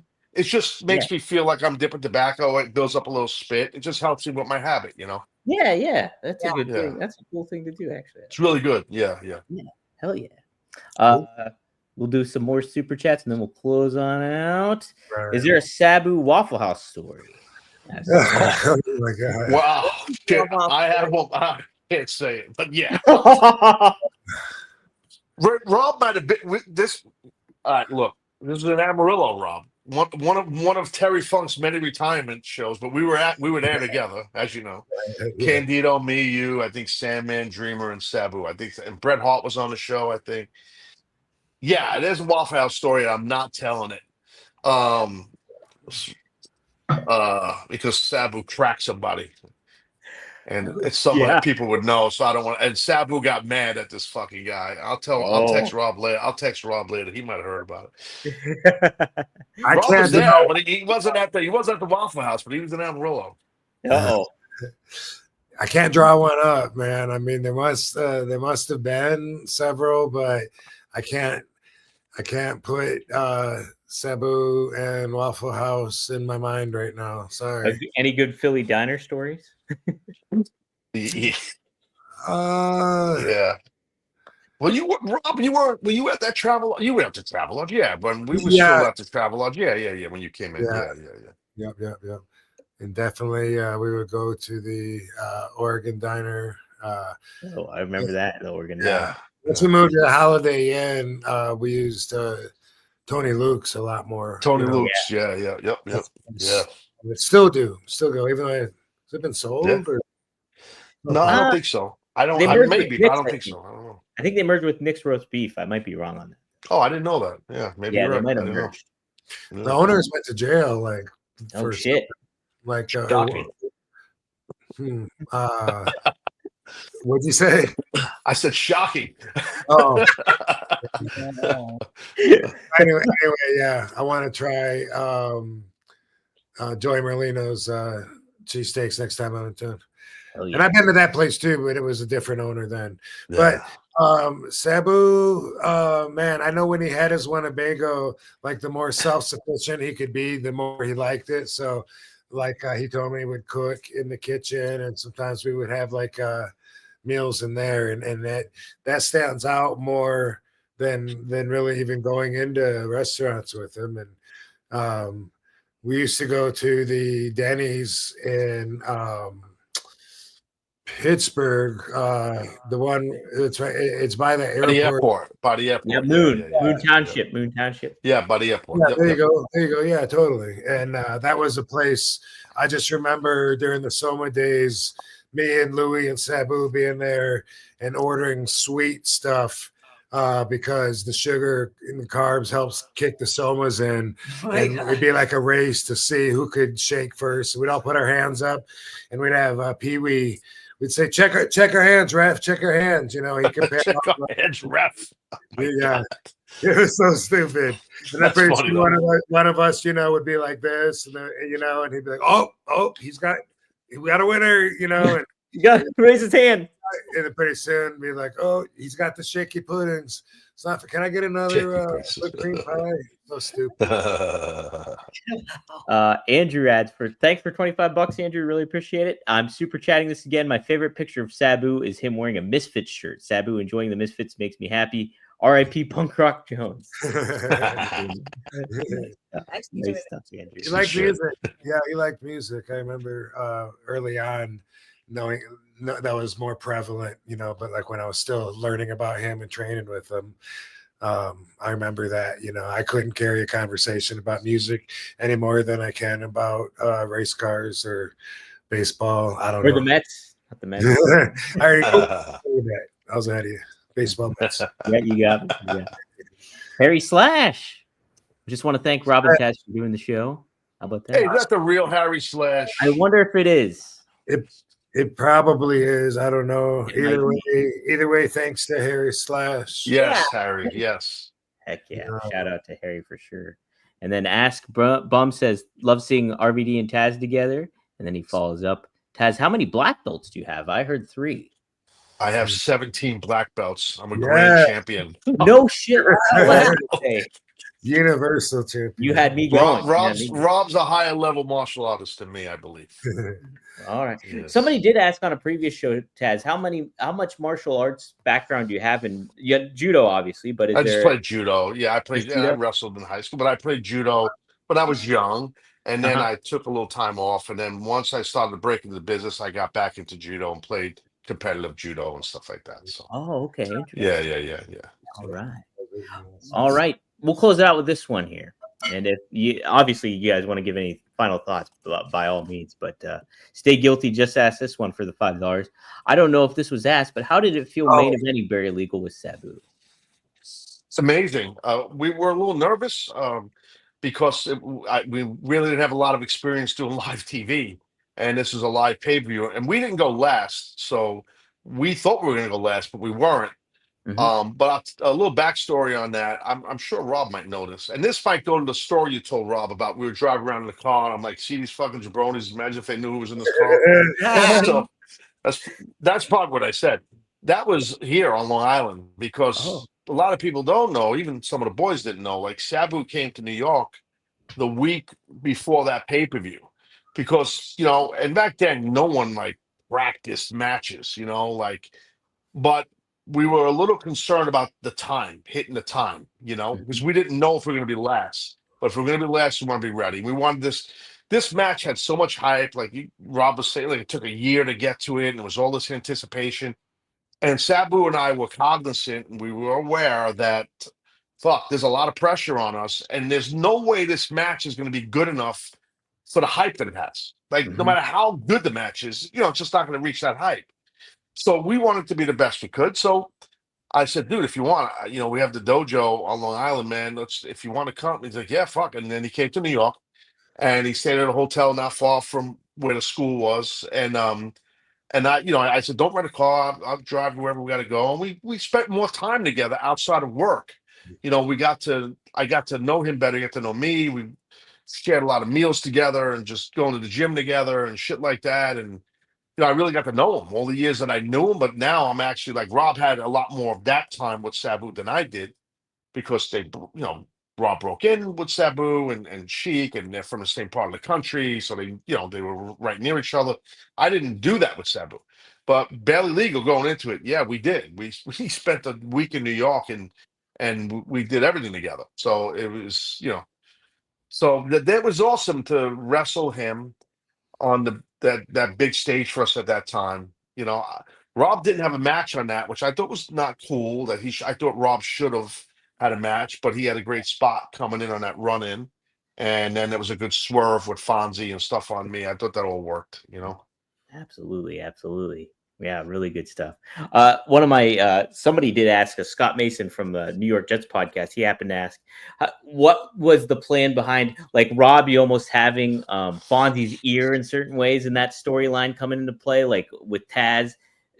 Was that something that was who planned that exactly? Do you remember that aspect of it all in the feud? Do you kind of know what I'm talking about? Or hold on, I can follow it up with this. You mean are you talking about when Rob ran in at the end of the match? So it's let me see here. This is what he had to say. Always thought part of the Sabu Taz storyline where Fonzie, on behalf of Taz, fed RVD inside info to beat Sabu was a brilliant wrinkle. That's what it was. Whose idea was that? And you agree it added a lot to the story. Do you remember that aspect of it? It wasn't my idea. It was probably Paul. Unless Rob, do you have something to do with that? I have no idea. It wasn't my idea. I thought it was a great idea. I thought it worked, but was that you? I don't know. I don't remember. That was too I long. don't remember either. I was just thinking, though, I probably should have mentioned this a lot earlier in the show. I get asked a lot by everyone, including my mom, is there going to be a GoFundMe for Sabu to help with the funeral arrangements? And the family was debating on it, and we are putting one together. And Dom, you think it's safe to say tomorrow it'll be up? Oh yeah, it should be ready to go. Yeah, it should be ready to go tomorrow. Mm-hmm. And then we'll just post it on. So you'll know because we're gonna post it. We'll share it out. I'll be sure to put the link when I post the episode again. And then obviously we'll share it out on social media and everything. I know I'll share it on my social also, obviously. Absolutely. Yeah, of course. Yeah. I want to hat tip to Conrad for coming up with the idea and kind of getting the ball rolling with everything for that. Conrad Thompson, shout out to him too. Absolutely. Yep. Yeah. It's and that's what's been a really cool aspect about this all is bringing people together and seeing what everybody's had to say about Sabu, the videos being shared, the clips and everything like that. So obviously I want to give both of you guys the opportunity to say what you want to say regarding Sabu. And I know, Taz, you said some beautiful words on Dynamite and stuff, but if there's anything else you guys want to add, for sure. Yeah, no, I said what I had to say. I'm going to miss and love Sabu and forever grateful to him. This is Rob's shows. Rob was his best friend. These guys were like brothers. So, I mean, I could bail out, Rob, if you want to do this on your own. I don't need to be here if you don't want. If you're cool, whatever you want to do, man. No, I think we're gonna. It's been a long show. I think Dom's getting ready to close us out. So you're here for the finish. When we do actually, Powder, I'm gonna play this song. And it's not an emotional song, so it sounds like the thing I wrote about my brother.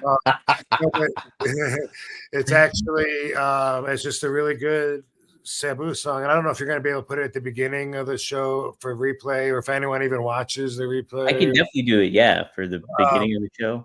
So Cushionator, my friend that does the Rob Van Dam song that I came out to TNA to. He's a big wrestling fan. He did a bunch of songs. He did one for Chris Masters, one for John Hennigan. I'm trying to remember if he did one for you, Taz. I don't know. Yeah. Maybe. I'm not sure. Some of them he did, and he was always, and then he would ask me, "Can you reach out to so and so and tell them, they can use my song if they went on the way to the ring?" And that's cool. Some of them never did. I don't think John Hennigan ever did, but it was but it was a really cool song. And anyway, I really like the one he did for Sabu. If Sabu ever used it, then I'm not sure when it was, but I do know that Sabu had like a couple other people at the same time, making songs for him and giving to him or whatever. So I think he went with something else, but I do want to play us out with that. So I'm gonna. Yeah, that sounds good. Hell yeah. Do we got any more? That's it for the super chats. Thanks everybody for doing that and helping contribute and everything. And Taz, thanks for being so gracious with your time too. It's Of course, just amazing. anytime. It's great. Enjoyed the convo. Would love to have you on sometime and talk about your career if you're interested. Anytime, Rob. We're boys. You know that. Anytime. It's great talking to you. Katie, obviously, Dom, obviously, whenever you guys want me, I'm here. No problem. Really appreciate it, Taz. Yeah, one other thing about Sabu is he left school when he was pretty young, and he didn't really read and write too good. So those of us that know him, that would get messages from him, text messages, know that he would kind of have like his own version of broken up English. It's a little different. Yeah, a little different. Yeah. And the reason I mention that is part of the way stories he's going to be remembered by that really weren't even him. I heard Jim Cornette talking about that he texted Sabu, hey, if you want to talk, hit me back or whatever. And he said that Sabu texted back, Sabu, Sabu, Sabu, Sabu, Sabu. And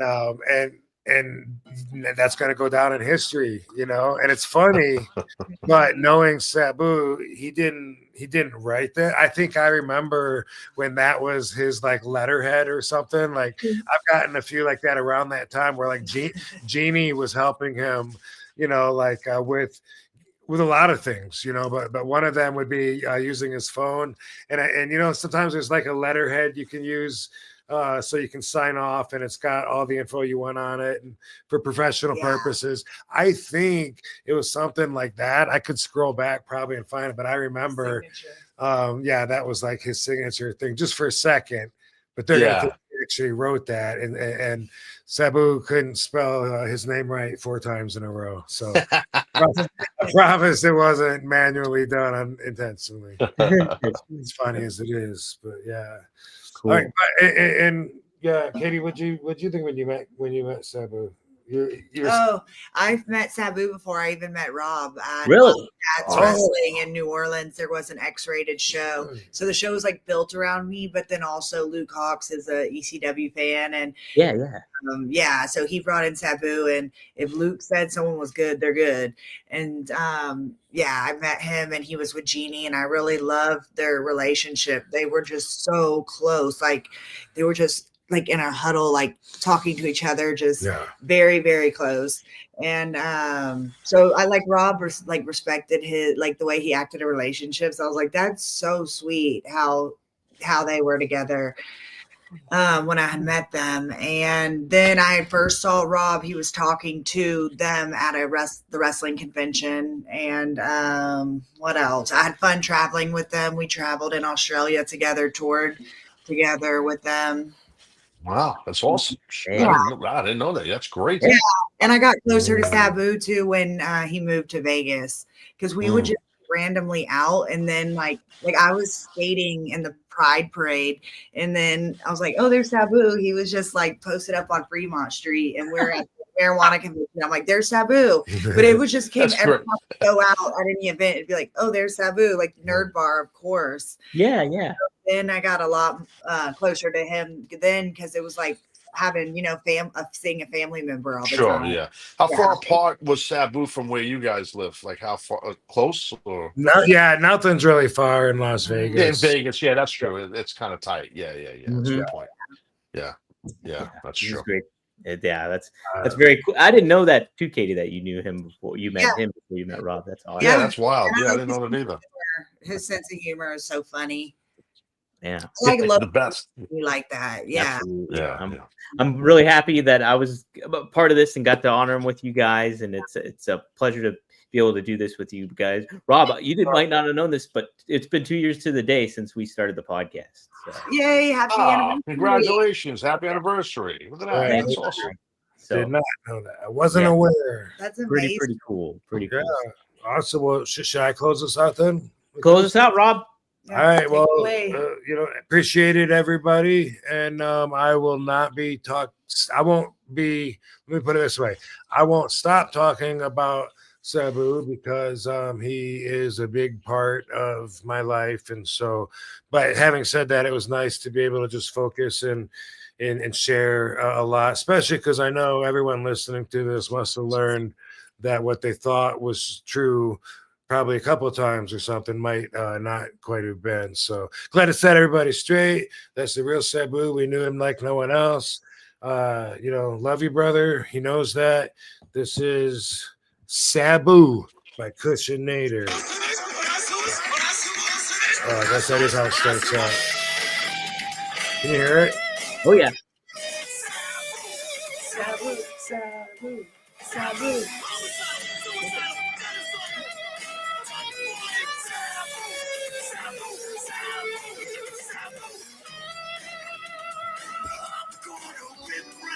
All right. Good stuff, guys. That's awesome. Yep. We'll see you fellas. Rob, thanks for doing this, guys. We will see you next time here on One of a Sorry Kind. for being all heroined out. There's too much heroin down. Yeah, thanks for the heads up, Dutch. No, but thank you, everybody. Thanks, Van Dam fam. Thanks, Taz. Yeah. Thanks, Dominator. Yes, sir. Thank you, guys. Yes, it's been good stuff. So see you next time here on One of a Kind, everybody. Thank you, everyone. God bless Sabu.